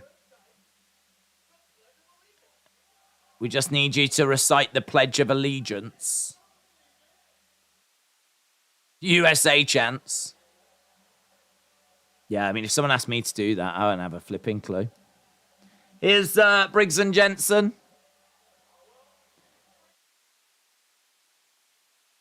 New Day hating on England, said No Fear. Heel turn by Woods.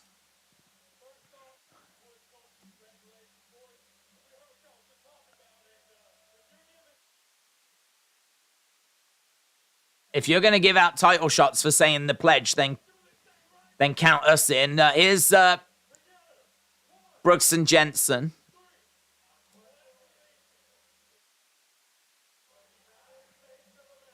They're doing it.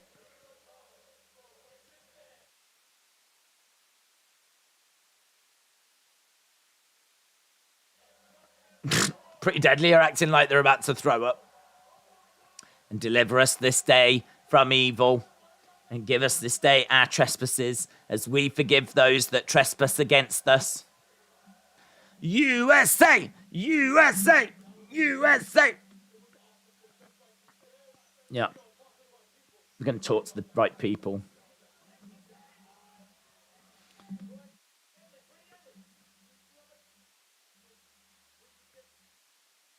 Can you see how easy life is when you do what we ask? Okay, so Briggs and Jensen are going to get the title shot. Pretty Deadly look like they're going to miss out because they don't know the Pledge of Allegiance. Well, there we go. Just like the end of Christmas Vacation, said Oration Minds. I'm not a fan of this faux patriotism, said Jim. It's a bit weird, isn't it? Right, here's Mandy. They're singing My Old School Pledge. Where the hell is Gallus? Zoom Station said this segment just died. Okay, tonight we've got NXT Women's Championship. Mandy Rose against Roxanne Perez. Coming up. New Day pretending to be like the Elite, said Jim. Here's JD.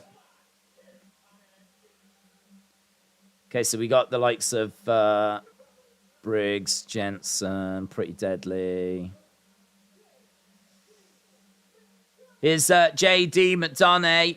JD is going to be in action. Is he taking on Brutus? I wonder if Pretty Deadly automatically get a return match for the titles. Mitchell said Pretty Deadly is awesome. It is Brutus.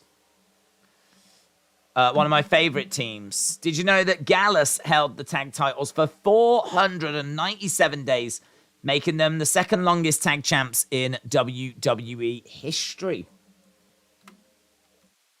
JD McDonough versus Brutus. Right. How long have we got left? We've got 49 minutes. 49 minutes to go.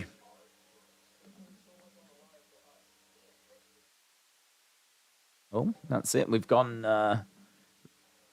BT have just cut us off that tribute to the troops. This Saturday. We don't get a chance to see that. We don't get a chance to watch it, unfortunately. What time is it? It's probably going to be 7, is it?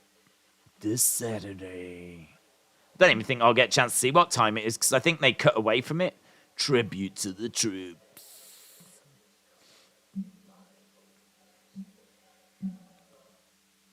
Do they cut away before we get... Yeah, they do. I don't even get time to see what time it is.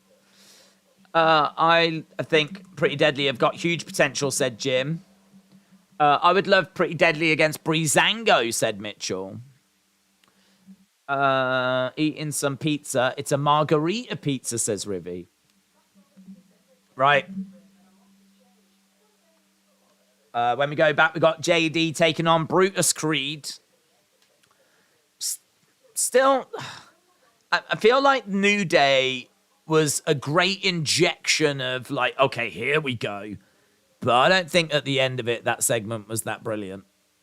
I mean, there was some fun stuff in there when the New Day were in the ring on their own. But when Briggs and Jensen come out and when Pretty Deadly come out and like, I don't know, some of that stuff was all a bit, meh. So we'll see. Do you know what? I honestly think this show is probably a bit of a so-so show, and they probably don't mind that because I think they know that the big talking point is going to be the main event. So I think they know that they can sort of just do some pretty... The problem is you've got to do these types of segments to push stories along. Like, there needs to be a reason why Pretty Deadly haven't been given a title match, but Briggs and Jensen have. So you've got to do some sort of story. So they've come up with something, and now we know why Briggs and Jensen are about to get a title match. You need to do a bit of a story as to what's happening with Vaughn and Odyssey. You need to do a bit of a story as to what's happening with Toxic, Ivy, and, you know, all that kind of stuff. So they're doing, like, some admin work, really. They're pushing along some stories. And some of it's all right. I don't know that any of it is really that great. But it doesn't matter because they know what they've got as their main event tonight. And I think they're probably thinking that main event's just going to be fine. You know, everyone is going to be talking about that rather than the rest of the show. So I think it's just a case, really, of just really getting through to that main event. So for me, this is not the strongest episode of NXT. But I bet the scores will still be really, really high by the end of the evening. BT Sport dislikes the army, says Stuttering Steves. Yeah. Shout out to the troops, US and friendly nations, said Dark Angel. The show has been poor, although I am waiting for Valkyria. Yeah, she is making her debut tonight, isn't she? Tribute to the troops, they cut it for the UK just like they did last year, said Davids. Right, well, we are about to go back to the action. So we've just got a WWE graphic up on screen. So JD taking on Brutus. We've got Valkyria. She's going to be making her debut tonight. Earlier today, there's Elektra Lopez, Lash Legend, Sol Ruka.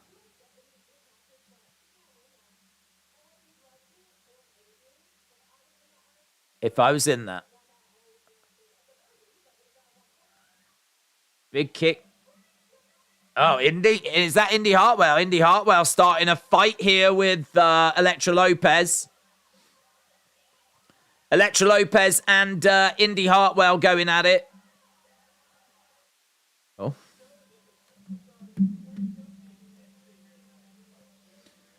Right, here come the Creed brothers. Do you think Charlotte will show it to NXT Vengeance Day in Charlotte in February? I don't think so. I don't think so. I wouldn't be expecting her on that. Oh, he answered that one. Lash Legends. Right, here's Brutus.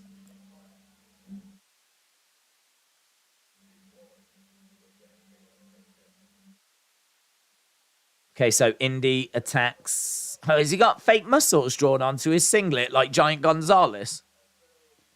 Yeah, he has, you know. Beautiful. Lovely work. Classic Giant Gonzalez singlet.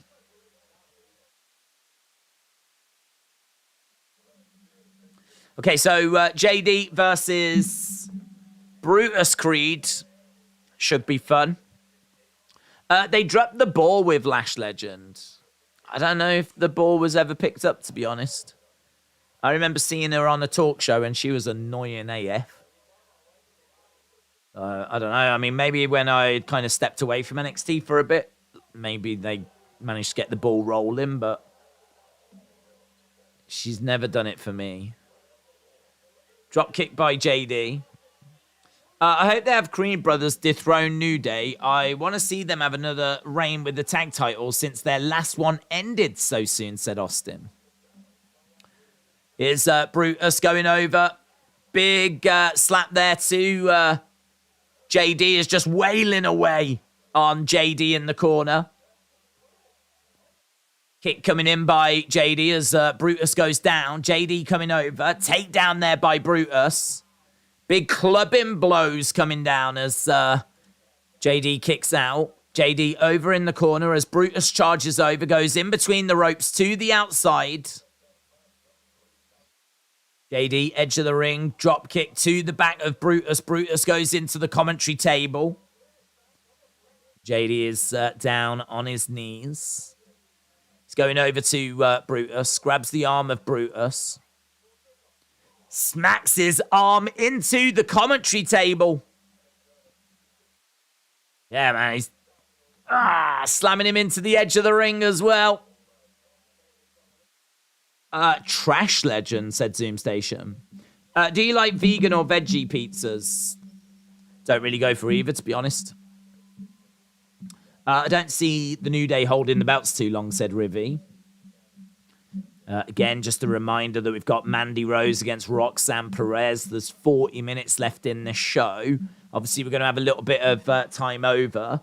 Slingshot there by Brutus as JD spills to the outside. So Brutus is in the center of the ring. It's a nice slingshot to the outside. JD getting back into the ring, going over. Forearm strike there to Brutus. Brutus with a heavy forearm strike of his own. Swing, he grabs him. Oh, JD goes over the top.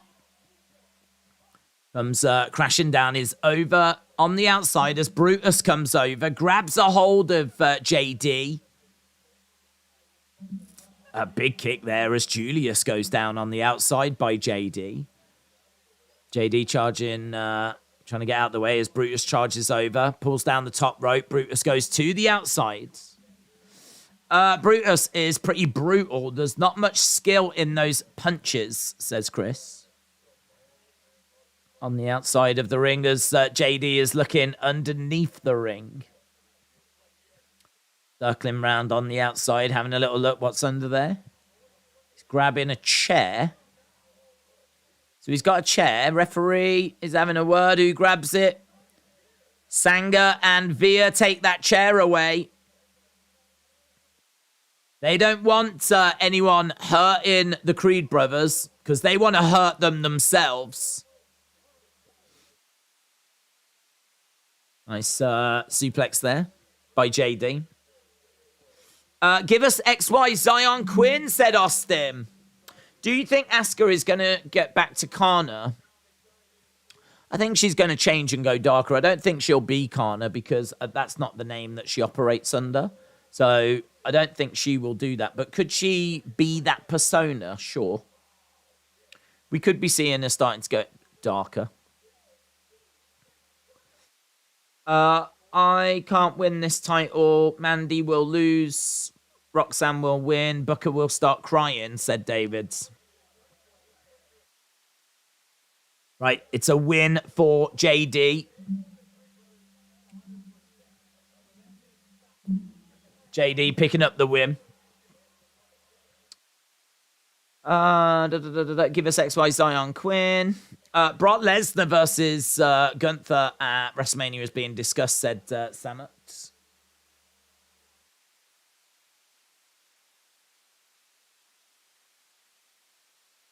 Okay, so JD wins, and we're seeing the Creed brothers saying a few words to Indashir. Now we go backstage, and we got Zoe Stark.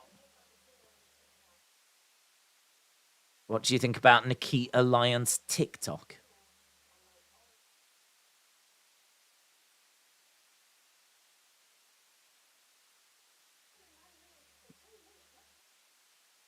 Nikita couldn't hang in my ring for 10 minutes, much less 25. Nikita is a waste of roster space. Change my mind. Get her in my ring.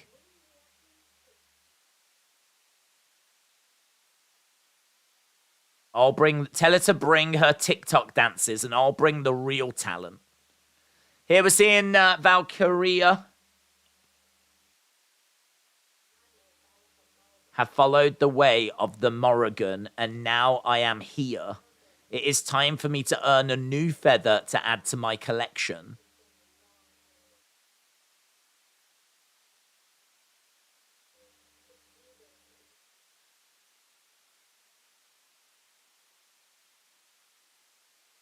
You will witness the rise of Lyra Valkyria next.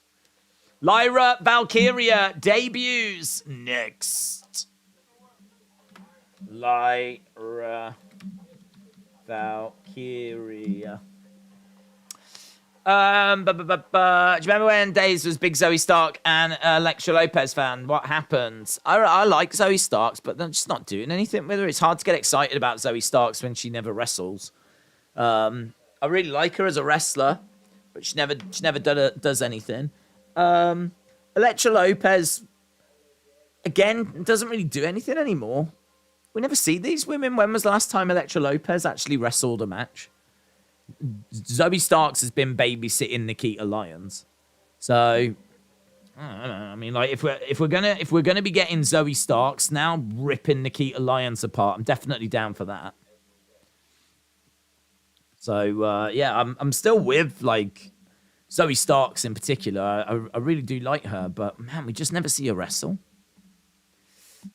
Was Lyra somewhere before? She was in NXT UK. She was is it Ether Valkyrie or something along those lines. I think that was her name, but she was from NXT UK. I really love witches just have an easier chance of getting to the WWE than anyone else, said Neo Solar Temper. Was it a debut when she was in NXT UK? Well, I suppose that was her NXT, but that was when she operated under a different name, but that would have been her NXT UK debut. This is her NXT debut. But she's under a different name as well, so you could make an argument this is her debut. I don't know if this is going to be a different gimmick or if this is a different name. It feels very similar. It might just be a name change. We don't see XY Zion Quinn anymore, but I still stan him. You have to do the same. Not if we're not going to see them, to be honest. I can only stand what I get to watch. So, I see more of Thea Hale now, so I stand her now.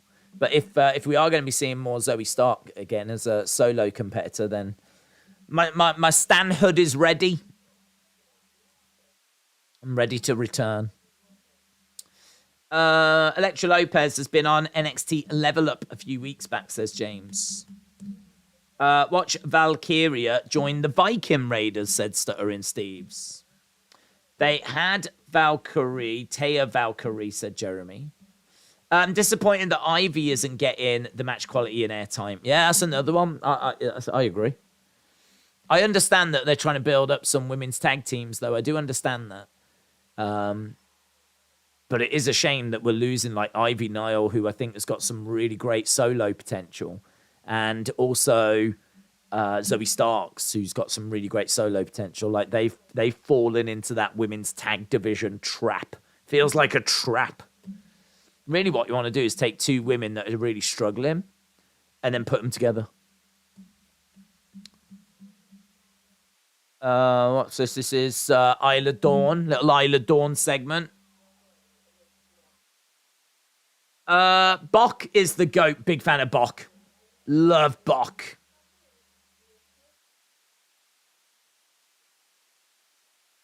The Dawn is going to put Thea Hale in catering, said Austin.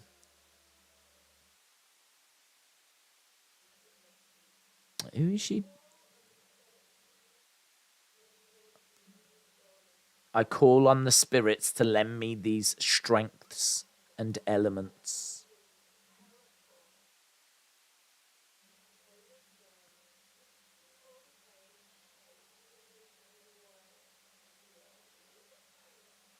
Okay, she's making, I don't know what she's making. Some powder.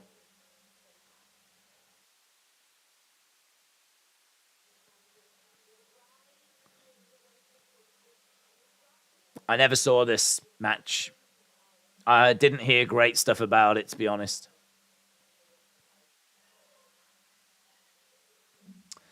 Not gonna lie, when I first heard the name Lyra Valkyria, I thought it was Taya Valkyrie, and they forgot about the Frankie Monet thing.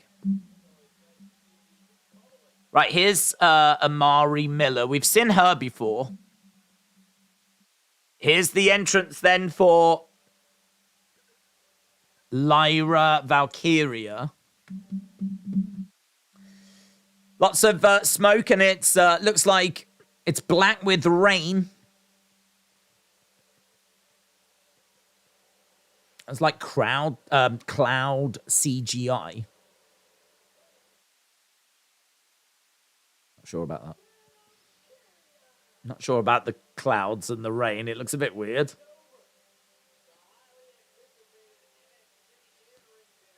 Okay, so she's making her way down to the ring. It might look all right on that one camera angle.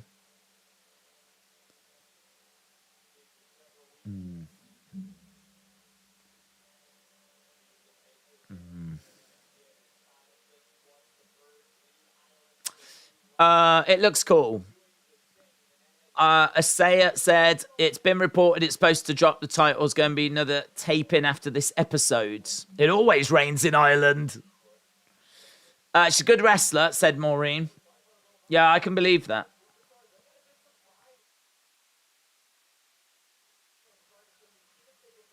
I don't think those clouds work on every camera. I think there's only certain cameras that would work on. I think that when you're focused on her and she's making her way walking out from the entranceway, the clouds on top really reduce the amount of like screen that she's got to work with. And it looks a bit cluttered. So I wouldn't have it then. But I think like you could do something like really cool where that when she's in the ring, that kind of camera that's quite far away and you can see like a wide shot. I think then you could do something interesting with the clouds and everything like above her as she stands there and maybe puts her arms out and you've got like clouds and things maybe circulating and swirling, and you could have it as a feature from that one camera, but I wouldn't have it on all the cameras. Just feels a bit restrictive. It feels a bit cluttered.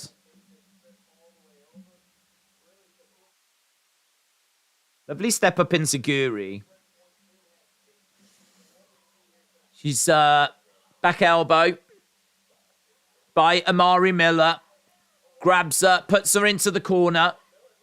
Smashes her back into the corner.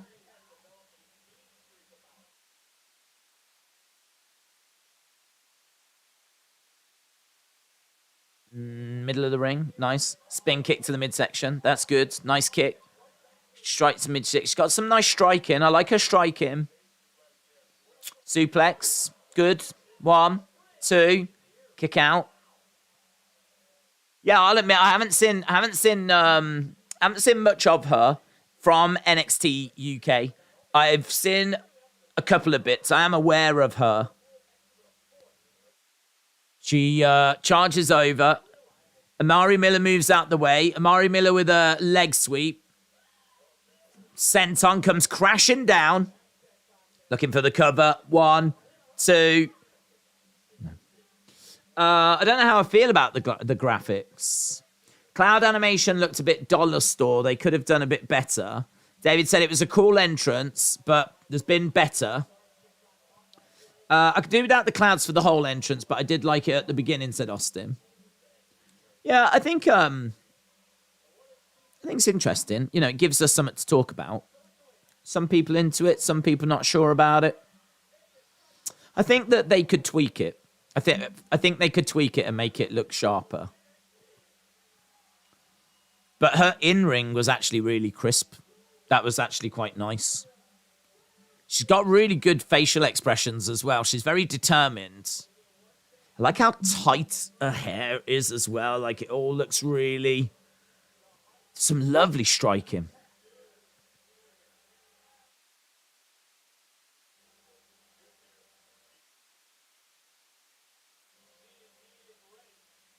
She says, Kira is here.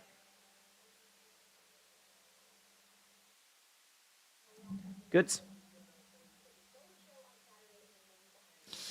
What a surprising outcome to that match. Valkyria is hot. We get it. Here's Axiom.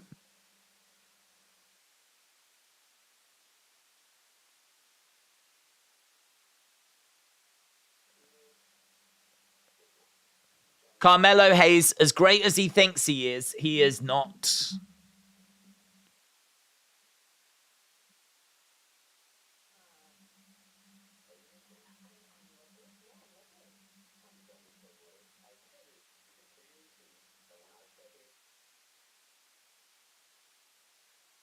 When I step into the ring, I fear no one, says Axiom.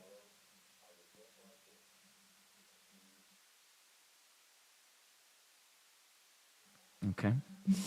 She should have wore the costume that she wore in her promo, said James. Okay, here is Chase U. Here we go. Duke Hudson. Chase U making their way down. Duke Hudson. Andre Chase. Duke Hudson. Thea Hale. All making their way out as we build to this next match. Her entrance could have looked awesome if they had made it more 3D style. Put in 2D rain filter on a camera shot just doesn't look that great. Duke Hudson. Thea Hale. If you need another reason to be nice to crows, they can also remember faces for years, said Coach Co.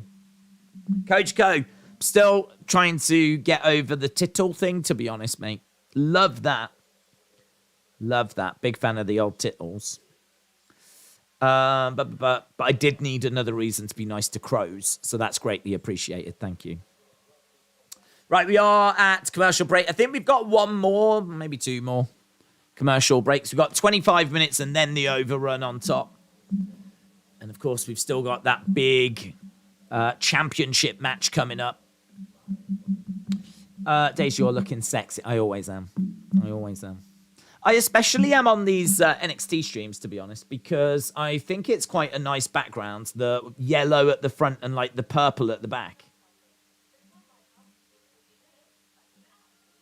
Feel a bit small, though. I'm going to make myself a bit bigger. There we go. Daddy, cool. That's better. They're making the show bad on purpose. Mandy Roxy has got no choice but to only be the good thing about it, says Real. Jim said that's actually a true fact about crows. Oh, I never doubted it. Aren't you getting your yearly mystery box from Euroshop with Christmas gifts? I don't know. I don't think so. I don't think it's a yearly thing. I don't know. Daze never fails to blow his own trumpet. Reported an Iranian soccer player is at risk of being unalived because of participating in a protest. Purple and yellow are complementary colours. What else are complementary colours? Because I would do this for like the Raw and the SmackDown streams. Because they're very red and very blue. But actually, this looks better, doesn't it? Having the yellow at the front and purple behind. What complements blue, though? What's a complementary colour for blue? Can I find that out anywhere? And what's a complementary colour for red? Do they complement each other? Is that why one's red, one's blue? Complementary colour for blue. I bet this says red. Orange sits opposite blue on a colour wheel. Oh, does it? Oh, there's a colour wheel. Purple and yellow are opposite each other. Blue and orange are opposite each other. Red and green. Oh, okay. Okay, I see you. I see you, complementary colours. Well, we might be doing that then. Red and black, Wolfpack for life. People say unalived on social media because people get flagged for saying killed. Is that a thing? People say unalived? Never seen that, ever. Never seen that. Unalived. I love red and black Wolfpack. Yeah. Yeah, that's good. I didn't know. The only reason it's like this is because of Halloween Havoc, to be honest. That's why this was set up. Because this is what I think we used for Halloween Havoc. And that was the colour scheme for Halloween Havoc. But it looks better. It does look better, like them being complementary colours. So I might look to do that for the Raw and the SmackDown streams. Right, 20 minutes to go. We're back. Here is Kiana James. Fake Steph.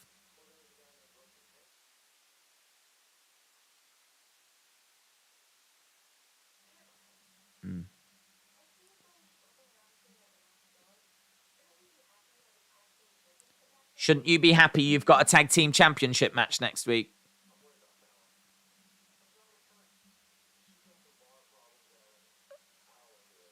She's got bar problems.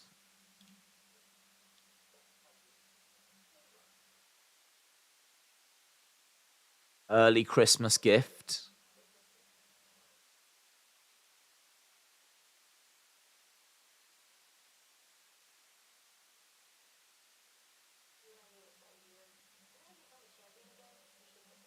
If you're going to become a champion, you should look like one. What? I don't know what this is.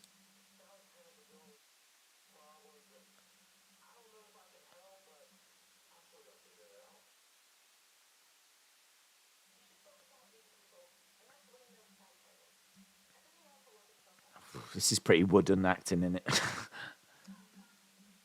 In the background, we've got Caden and Katana. We've got Ivy and Tatum. Here's Toxic Attraction bursting through a door. Right, we've got another big brawl happening backstage. There's a someone that looks like William Regal. But it's not William Regal. There's Damon Kemp. I missed the Euroshop videos. You did deserve them. Imagine getting an Uncle Howdy mask. Yeah, I mean, they were fun and they were very much appreciated, but I mean, it is what it is, isn't it? They were one-offs, and I always viewed them as just that way, so certainly not an annual thing. Right, Damon Kemp grabbing the leg of Duke Hudson. Hudson going down. Chase you. Daze, you need to put Bray Wyatt on the SmackDown thumbnail. Yeah, the thing is, I never made that thumbnail. That's an actual WWE graphic, which I think they used to promote SmackDown. So I went with that because, at the time, it had like lots of big stars on, looked pretty good. But I do agree, like, there does need to be a way of getting, like, Bray onto there. I agree. But I don't think they've updated the graphic. And I think we're pretty close to... like, the draft as well. I'm just looking to see if Bray's actually gone on any of the graphics. I can't see any graphics. I mean, there's an alternative one I could have used. With, like, Drew and Liv and Sammy and Ray and Braun. Like, that's a more recent one, I believe. But, Could have used that, but I don't think there's one that's got Bray on yet. And I could make one, but they never look as good. They never look as good. But yeah, I agree. There's a really nice one there that I just found. That had Roman saying, we the ones. Lost it now. Ooh, that is nice. Look at that one. SmackDown with Roman saying, we the ones. It's a bit of an old Bloodline shirt, that now, though, but it's kind of nice. Anyway.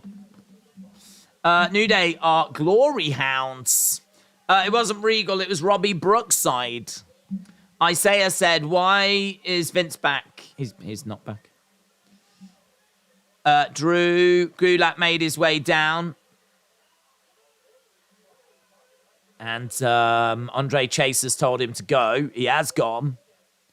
Big strike there by Damon Kemp. Kemp coming in with another big shot. Oh, he's Ewing up. Is Ewing up? Duke Hudson. You. Shot to the midsection. Big clubbing blow by Duke Hudson.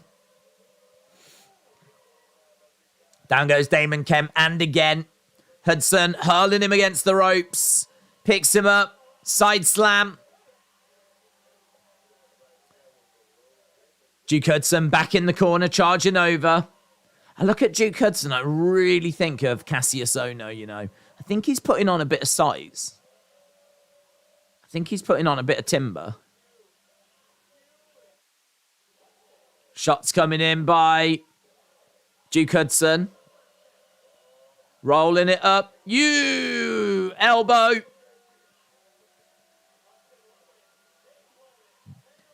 Thea Hale screaming on the outsides. When's the next football game? Does that mean the winner faces Argentina? They do, yeah. France-Morocco tomorrow. Winner faces Argentina. Big boot there by Duke Hudson. 1, 2, 3. There we go. Hulk Hudson gets it done.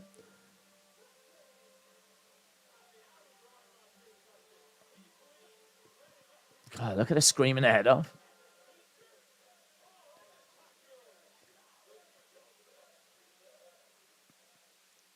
So it is a win for Duke Hudson. And Chase, you are celebrating. There is Roxanne Perez. And there is Mandy Rose. Coming up next. How long has she been champ for? It's been over a year, hasn't it? This Friday, Tribal Chief comes to town. Acknowledge me. Boomer by Let's Go Roxanne. Now it's time for the main event. Two huge championship matches. Gunther versus Ricochet. Liv and Tegan Nox against Damage Control. Friday Night SmackDown. 8/7 Central. Boom. Done. Mandy has been champ since the 28th of October, said Hodgepodge Fun. Long time. 410 days. I mentioned it a few times. I think Triple H will shortly be bringing in a Horseman Evolution-style stable. If he was to do so, who do you think will be the members of the group? I have no idea. I don't know who he would... What makes you think he's going to do that? He's got a lot of factions already. Is he going to bring in another one? Eric Young at the Rumble? Maybe. There are rumours about him returning. Whether they do it at the Rumble or before. Feels like we could be getting Sanity. Obviously, Nikki has already turned and we're looking at Eric Young coming back. Sammy just tweeted Becky because she's in his new shirt. He said she's raising an Odyssey baby. Sonny said, how's your day been? It's been all right. It's been all right. We did the football match earlier and recorded tomorrow's Wet, which I think is really fun. We spend a lot of time looking at we go heavy into Instagram this week.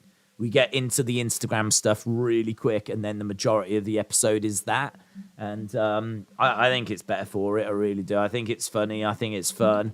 That's tomorrow, just before AEW Wrestling Escape Pods. I think it's just an easy watch, to be honest. I think it's fun. So I'm really loving what's happening with the WEP at the moment. So did that, and now here we are with this. I think this show has been... It's happened. That's what this show has done. It's happened, and we've watched it. But now we've got the main event. Who won the last match? Duke Hudson. Rescue said, can't wait for WEP. I think it's fun. I think if you enjoy the Instagram stuff, where we look at the 25 best So what we used to do with the WEP is we didn't have an idea, really. We would just go with the flow. Sometimes it would be fun and it would work. Sometimes we would go down some dead alleyways, and even I didn't know what to expect.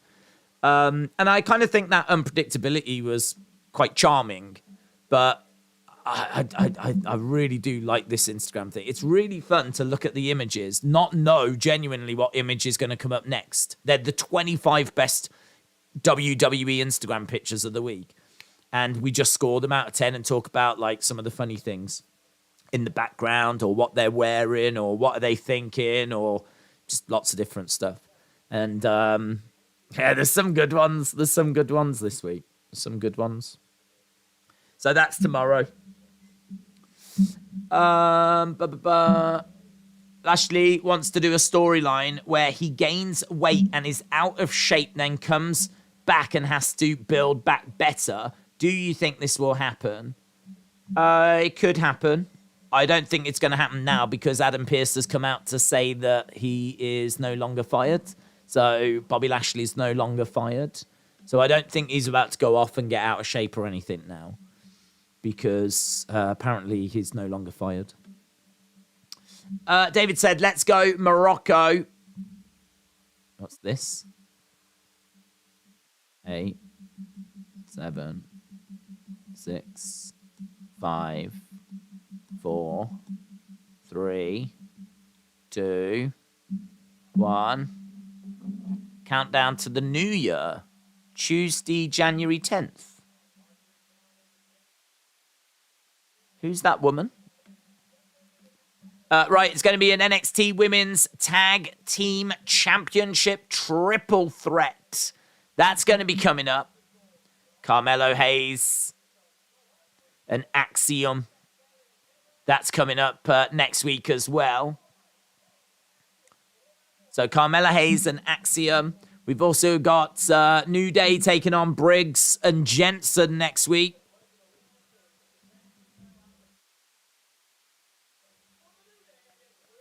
Okay, so that's next week. New Day in action next week. Right, here's Roxanne Perez.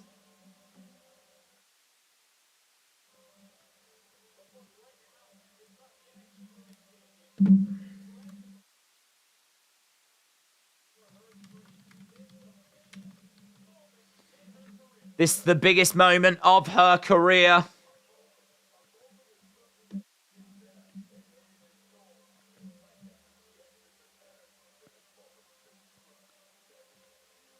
She has been preparing for this since she was 7, says Booker.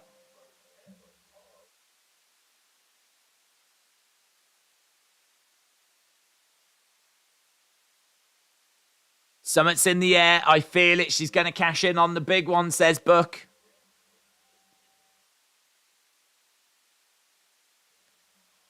Here's Mandy.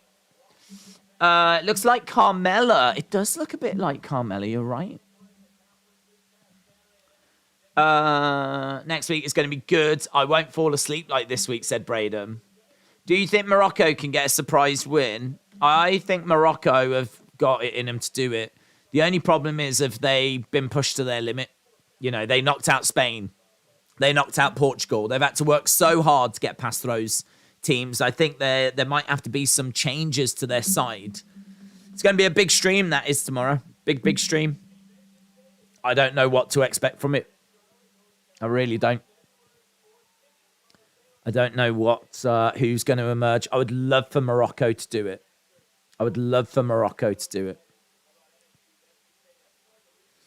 The woman might be Tiffany Stratton, said James. That's a good shout.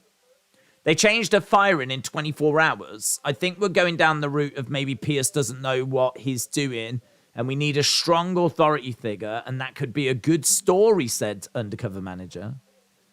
It's about time they acknowledged she was the first Ring of Honor Women's Champion. James said if his student wins, Booker T is going to shed tears of joy even more than Saturday. Looks like Nikki Bella, Mandy Rose, copycat.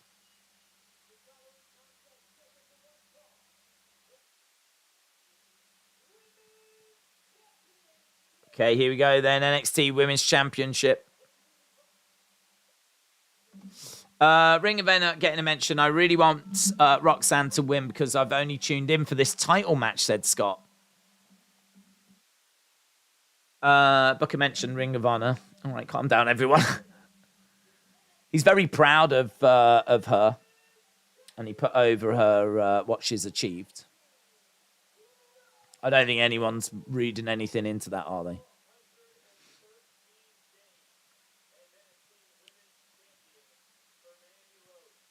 Okay, the NXT Women's Championship being shown, and we're about to get underway with this. Mandy feels like a megastar now. It's crazy how far she's come, said Jim. Okay, Roxanne Perez versus Mandy Rose. Main event time. They have not left this match much time at all, have they? There's not much time here. Roxanne back in the corner. Chop coming in there by Mandy. Roxanne circling around. Mandy locking up with Roxanne. Against the ropes goes Roxanne, shoulder tackle, and Mandy goes down. Cartwheel by Roxanne. Curtsies. Round the back. Grabs the leg of Roxanne. Against the ropes goes Mandy. Drop kick by Mandy. Next week we got Zoe Stark against Nikita Lyons. How's the arm, says Mandy. Perez wins. Toxic Attraction goes to Raw or SmackDown. They need more women's tag teams. The women's tag titles have become stagnant. Mandy is not going to get a pop at the Rumble. Only a star in NXT, said A1. The bell woke me up, said Braden. Okay, so both women are up on their feet, and Roxanne goes back against the ropes. She's up on her feet. Grabs the leg of Mandy, rolls through. 1, 2. Knee to the midsection there by Mandy. She's saying something to her. It took ages to hurl her into the corner there. Looks like she was saying something to her as like, then she hurled her into the corner. I think she said, I'm going to hurl you in the corner, move out the way. Something along those lines. But it just seemed ages that they were like stuck in the center of the ring. Suicide dive there by Roxanne Perez. I do wonder how Mandy will do on Raw or SmackDown. She's improved, but there's a lot of better wrestlers, says Austin. It's a good point, that is. It's good. Roxanne gets hurled into the ring steps.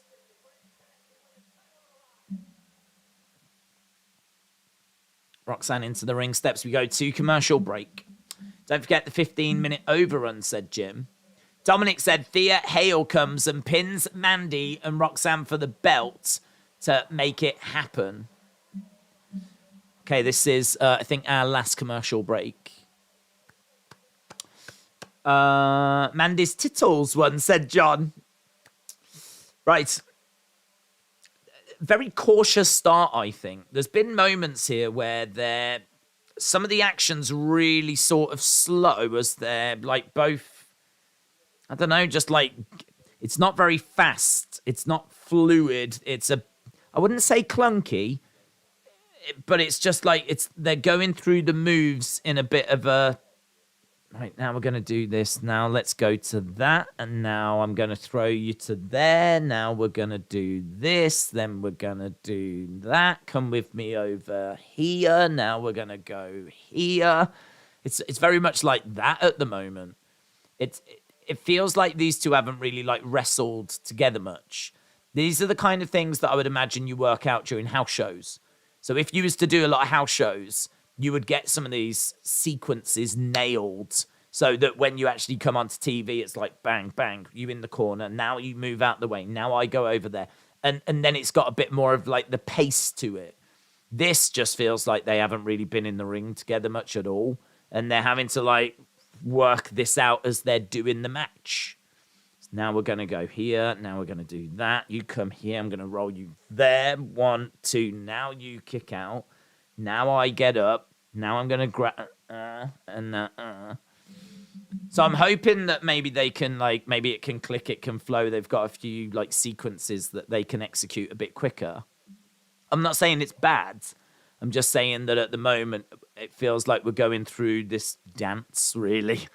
Yeah, hopefully it can click. I think if they were, like, to have done some house shows or maybe worked on some stuff behind the scenes, they might have been able to have like got it flowing a little better. We'll see. This match would be lame for Mandy to lose, said Zoom Station. Is Mandy defending her championship at the next pay-per-view?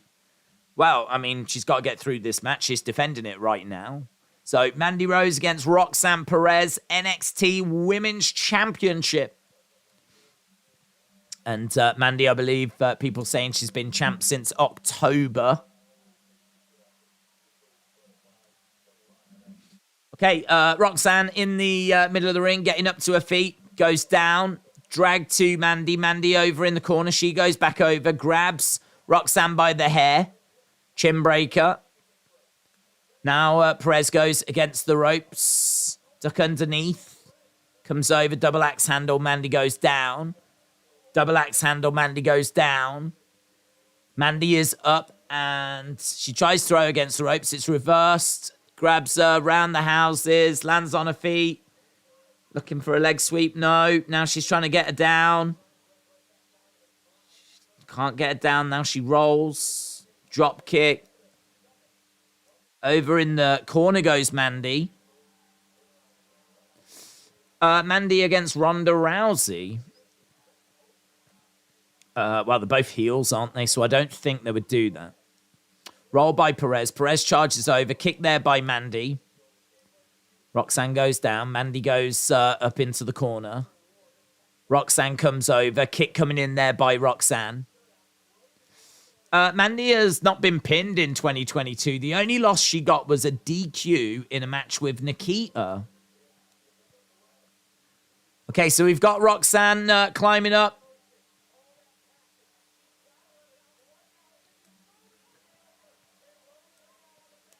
Mandy Rose goes down like a hurricanrana from the corner.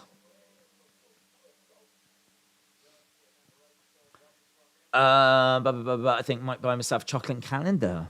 Enjoyed that. Apollo Crews returns next week. God, that was so slow.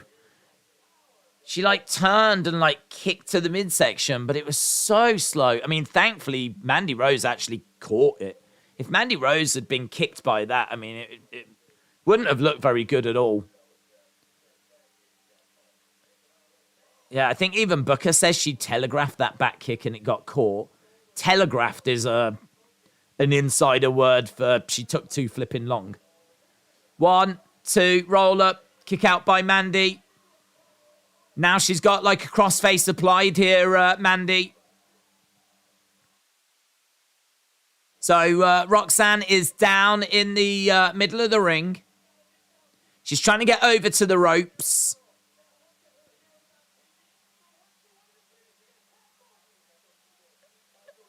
Booker said, I know that she wants it. There's a crossface applied, and Roxanne is trying to get over to the ropes. And the crowd are chanting for Roxanne Perez. She manages to roll over, reverse the pin. Referee was counting, but Mandy's shoulder was definitely up. Knee strike there. Roxanne's down. 1, 2. Shoulder up. 2 count. NXT is developmental.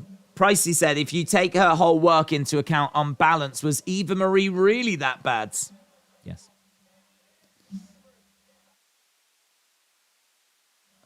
Okay, Mandy Rose is getting up to her feet. Roxanne Perez is down. Mandy is coming over to the ref to have her words.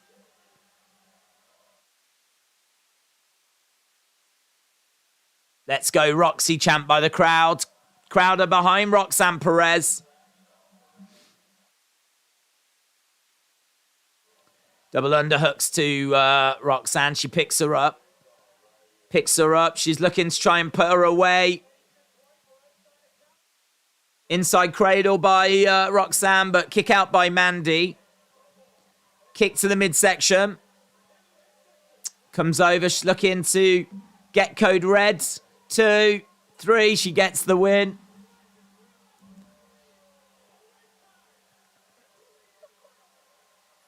There we go. Roxanne Perez wins. That was not a great match.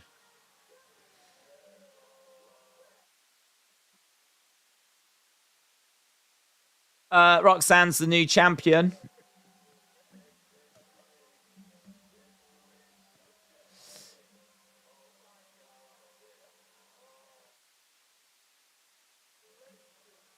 Okay, so Roxanne is in the middle of the ring. She's got the NXT Women's Championship belt.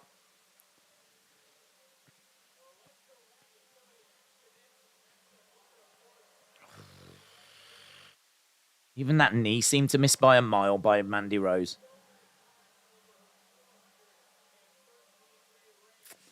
They did Mandy dirty tonight, said James.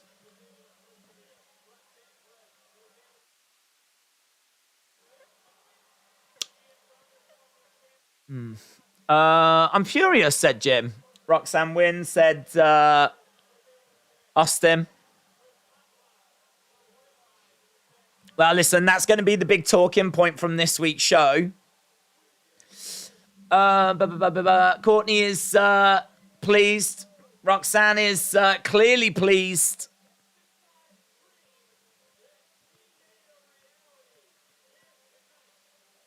Pyro is shooting up. I knew she would cry. She was crying before the match started, said Alex.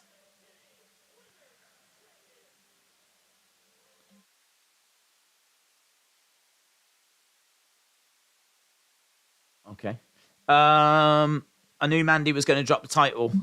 Roxy is the first woman to hold the Ring of Honor and NXT Women's Championships. Right. What did you score NXT?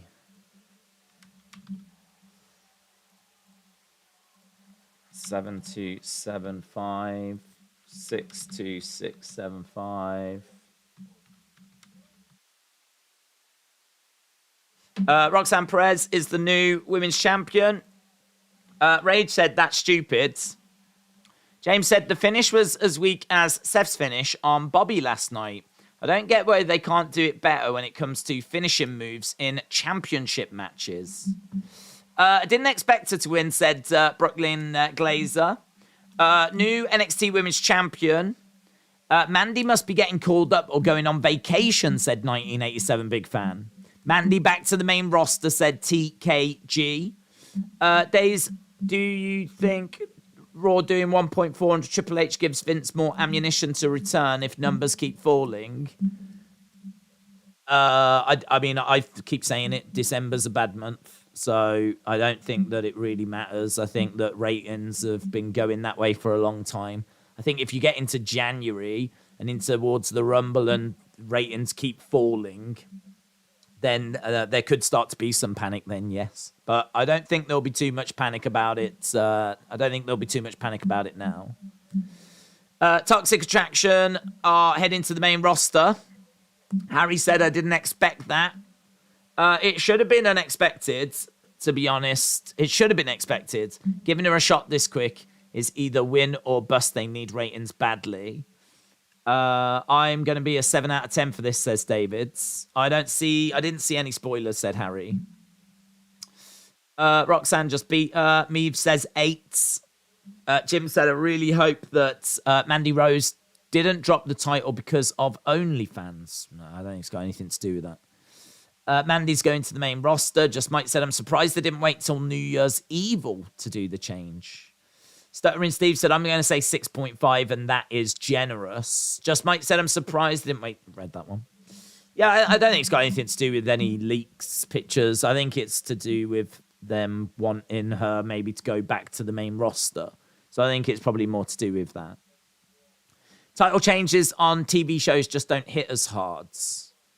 Don't say Vince is going to return. Perez beat Mandy. How did she beat her? Was it cheesy roll-up? Did she knock her out? She hit her with the code red and just got the 1, 2, 3. Raw competes with Monday Night Football, said King of 850. Who's going to win out of France and Morocco? I'm probably going to be leaning towards France, but I think Morocco definitely got a chance to do it. It's going to be a big stream tomorrow, that one. Mandy is going to come to the main roster, and she is going to be coming hard, said Fabian. Salami said, I saw spoilers. Austin said, Mandy's reign ended at 413 days. Pricey said, I'm giving it a 7, but I only saw the last 6 minutes. Rage said, this is awful. WWE aren't bothered by OnlyFans as Tony Storm had one and nothing happens. People are scoring it low because Roxanne won. No, I don't think so. I don't think this was a very good episode, personally. It's nothing to do with Roxanne winning. I just don't think it was a very strong episode. I don't think that, we got like the New Day segment, but I thought that was pretty flat by the end of it. Some of the matches, there was not really much to them. We got Lyra Valkyria or whatever her name is. Her debut was, I suppose, interesting. Duke Hudson match was okay. Don't know. To be honest, I really don't think there was a great deal here. I think the big talking point clearly is the finish, but then, that got spoilt for us earlier, didn't it? There was no mystery there for us. There was no surprise or pop to be had when, people are jumping in telling you that this is what's going to happen. So, flat for me. How will Mandy fare in an already bloated women's division? If she was on her own, I think it would be a bit of a struggle. I think with Toxic Attraction, I think they could run riot, to be honest. I think that they could be a problem in that women's division. I would imagine they'll probably put them to SmackDown and keep them away from Damage Control. And then, Absolution and Riot Squad. We had both of those. Now we've got Damage Control and Toxic Attraction. So it's just the modern day Absolution and Riot Squad, isn't it, really?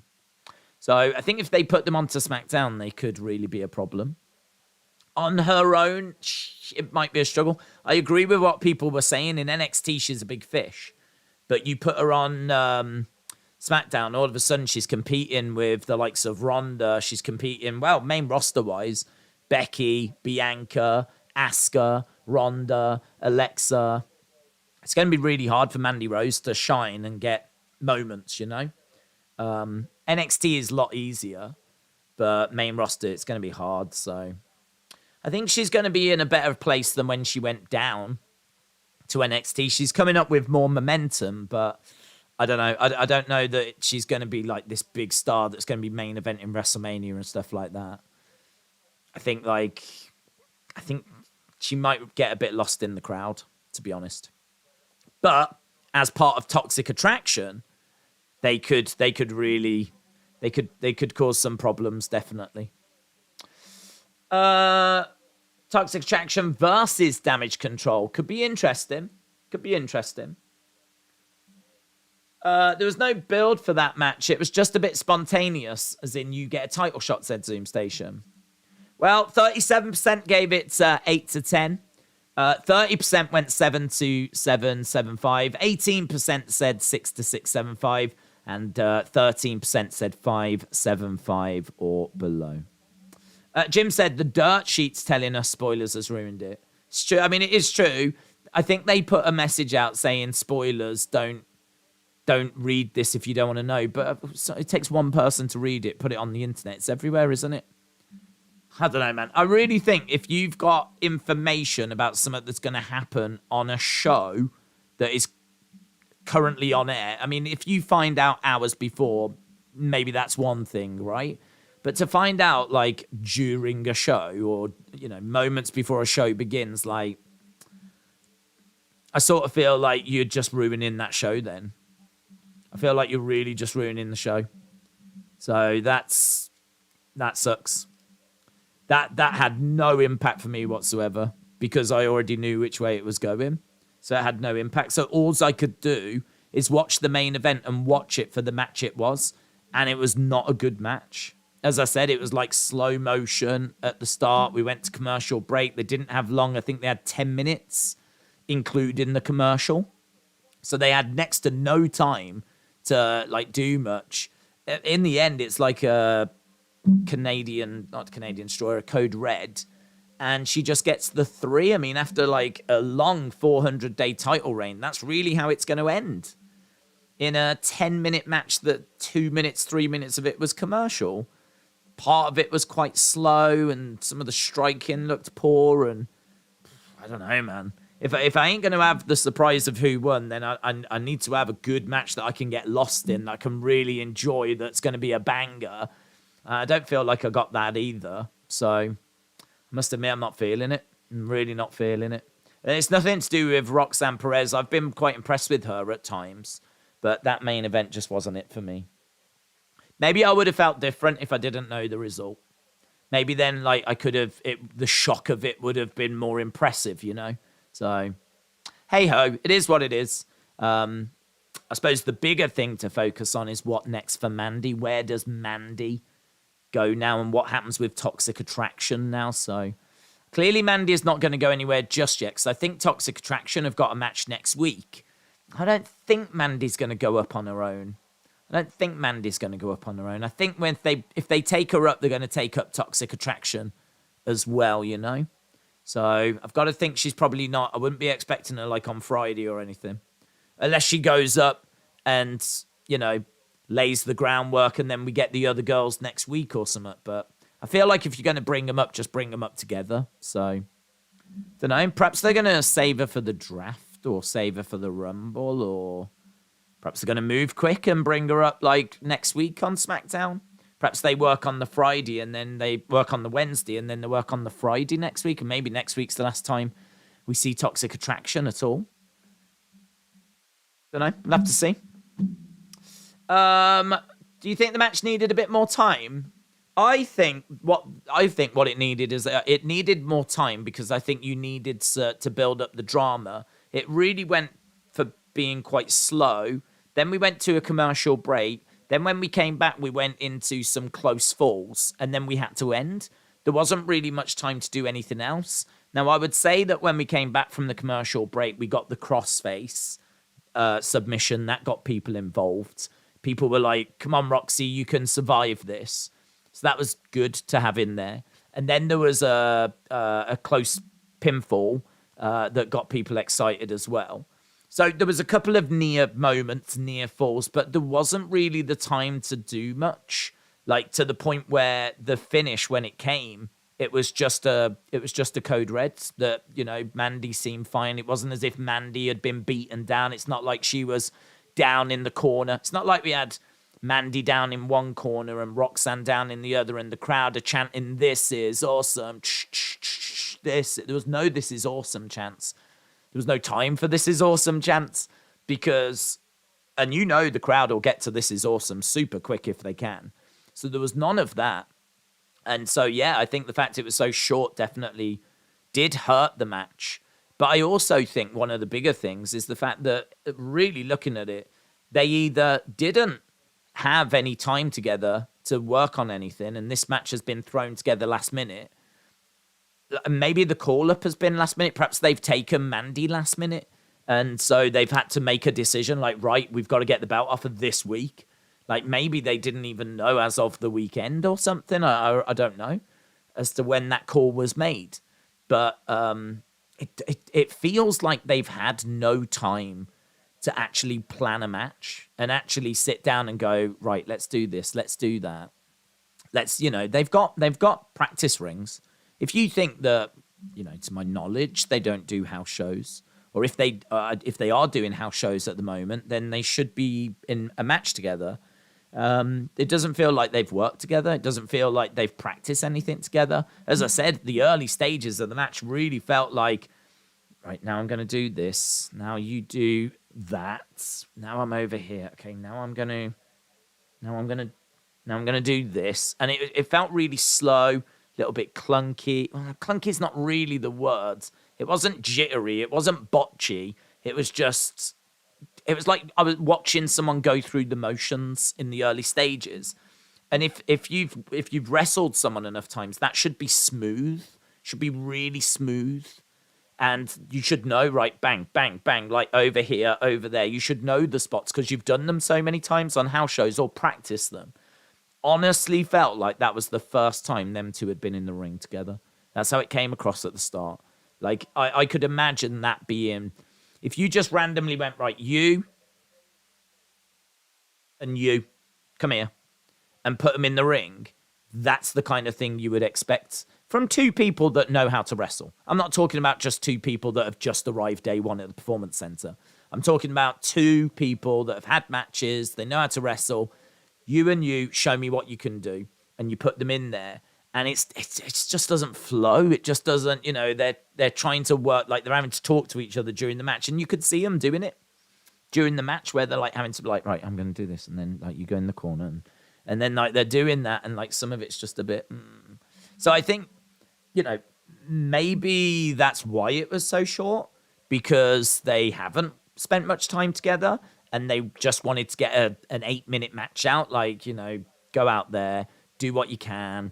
Like, build it up. We'll go to commercial break, have a few close falls. There will have been a producer. Someone would have given them some pointers. But, man, I just feel like to end Mandy's title reign that way, it really feels like, why have you not made it a bigger thing? Why couldn't you have booked it for next week? Why couldn't you have booked it for next week? NXT title match next week. Mandy Rose against Roxanne Perez. That would have given them a week to have worked on some stuff. Actually, it would have given them a week to have got, these things down, given a better match. And, then we could have done it next week. Maybe it could have had a bit longer. But maybe if, it was that time and it just had a bit more zip to it, maybe you could have got even more in there. I don't know. It just really didn't feel that great. There was just a couple of moments where I was like, I like the crossface, close pinfall. Outside of that, I'm really struggling to find stuff that I thought was worthy of a main event of an NXT show. Certainly not worthy of a championship match. But as I said, maybe none of that would have mattered if we didn't know who was winning, but we already knew who was winning. So that takes that mystery away. And so if the match ain't going to do it and the result ain't going to do it, you do find yourself sat here going, great, new champion. And I don't want to feel that way. I want to be more excited about it. Because I do like Roxanne. It's no shade on Roxanne. I don't mind Mandy Rose. Just that was wide of the mark for me. There could be some personal reasons, said James. Maybe you're right. And maybe that's why it can't be next week. And maybe that's why it did feel last minute. You could be right. It could be that it's nothing to do with main roster. It could be that there's something else going on. She needs some time away or something. Maybe the OnlyFans stuff has really affected her. I don't know, but yeah, maybe it is last minute. It feels that way to me. It feels like they haven't spent much time together and it's a bit last minute and there's, Why we couldn't do it next week, I don't know. I feel like everything would have been made better, but maybe you're right. Maybe there's something else going on. So, don't know. Can't comment on that though. I can only comment on what I see, and as I said, a little bit flat for me. But right, we're done. It is what it is. We move on, and we're going to move on to World Cup tomorrow and AEW tomorrow as well. So we've got both of those streams coming up. And then on Friday, of course, we've got WWE final UFC this weekend, World Cup final this weekend as well. So plenty on the way. So it doesn't matter if like this one was a little bit flat at times. There was still some all right stuff on here as well. This isn't a disaster. It's just I think NXT has actually been on a nice little run recently. So for me, I think I just went into it maybe because I'd been told the weekend was so good. Maybe I went into it with expectations a bit too high. So we'll see what they can do next week. Right, guys, awesome. Appreciate you joining us, and I will see you again next time. Bye for now.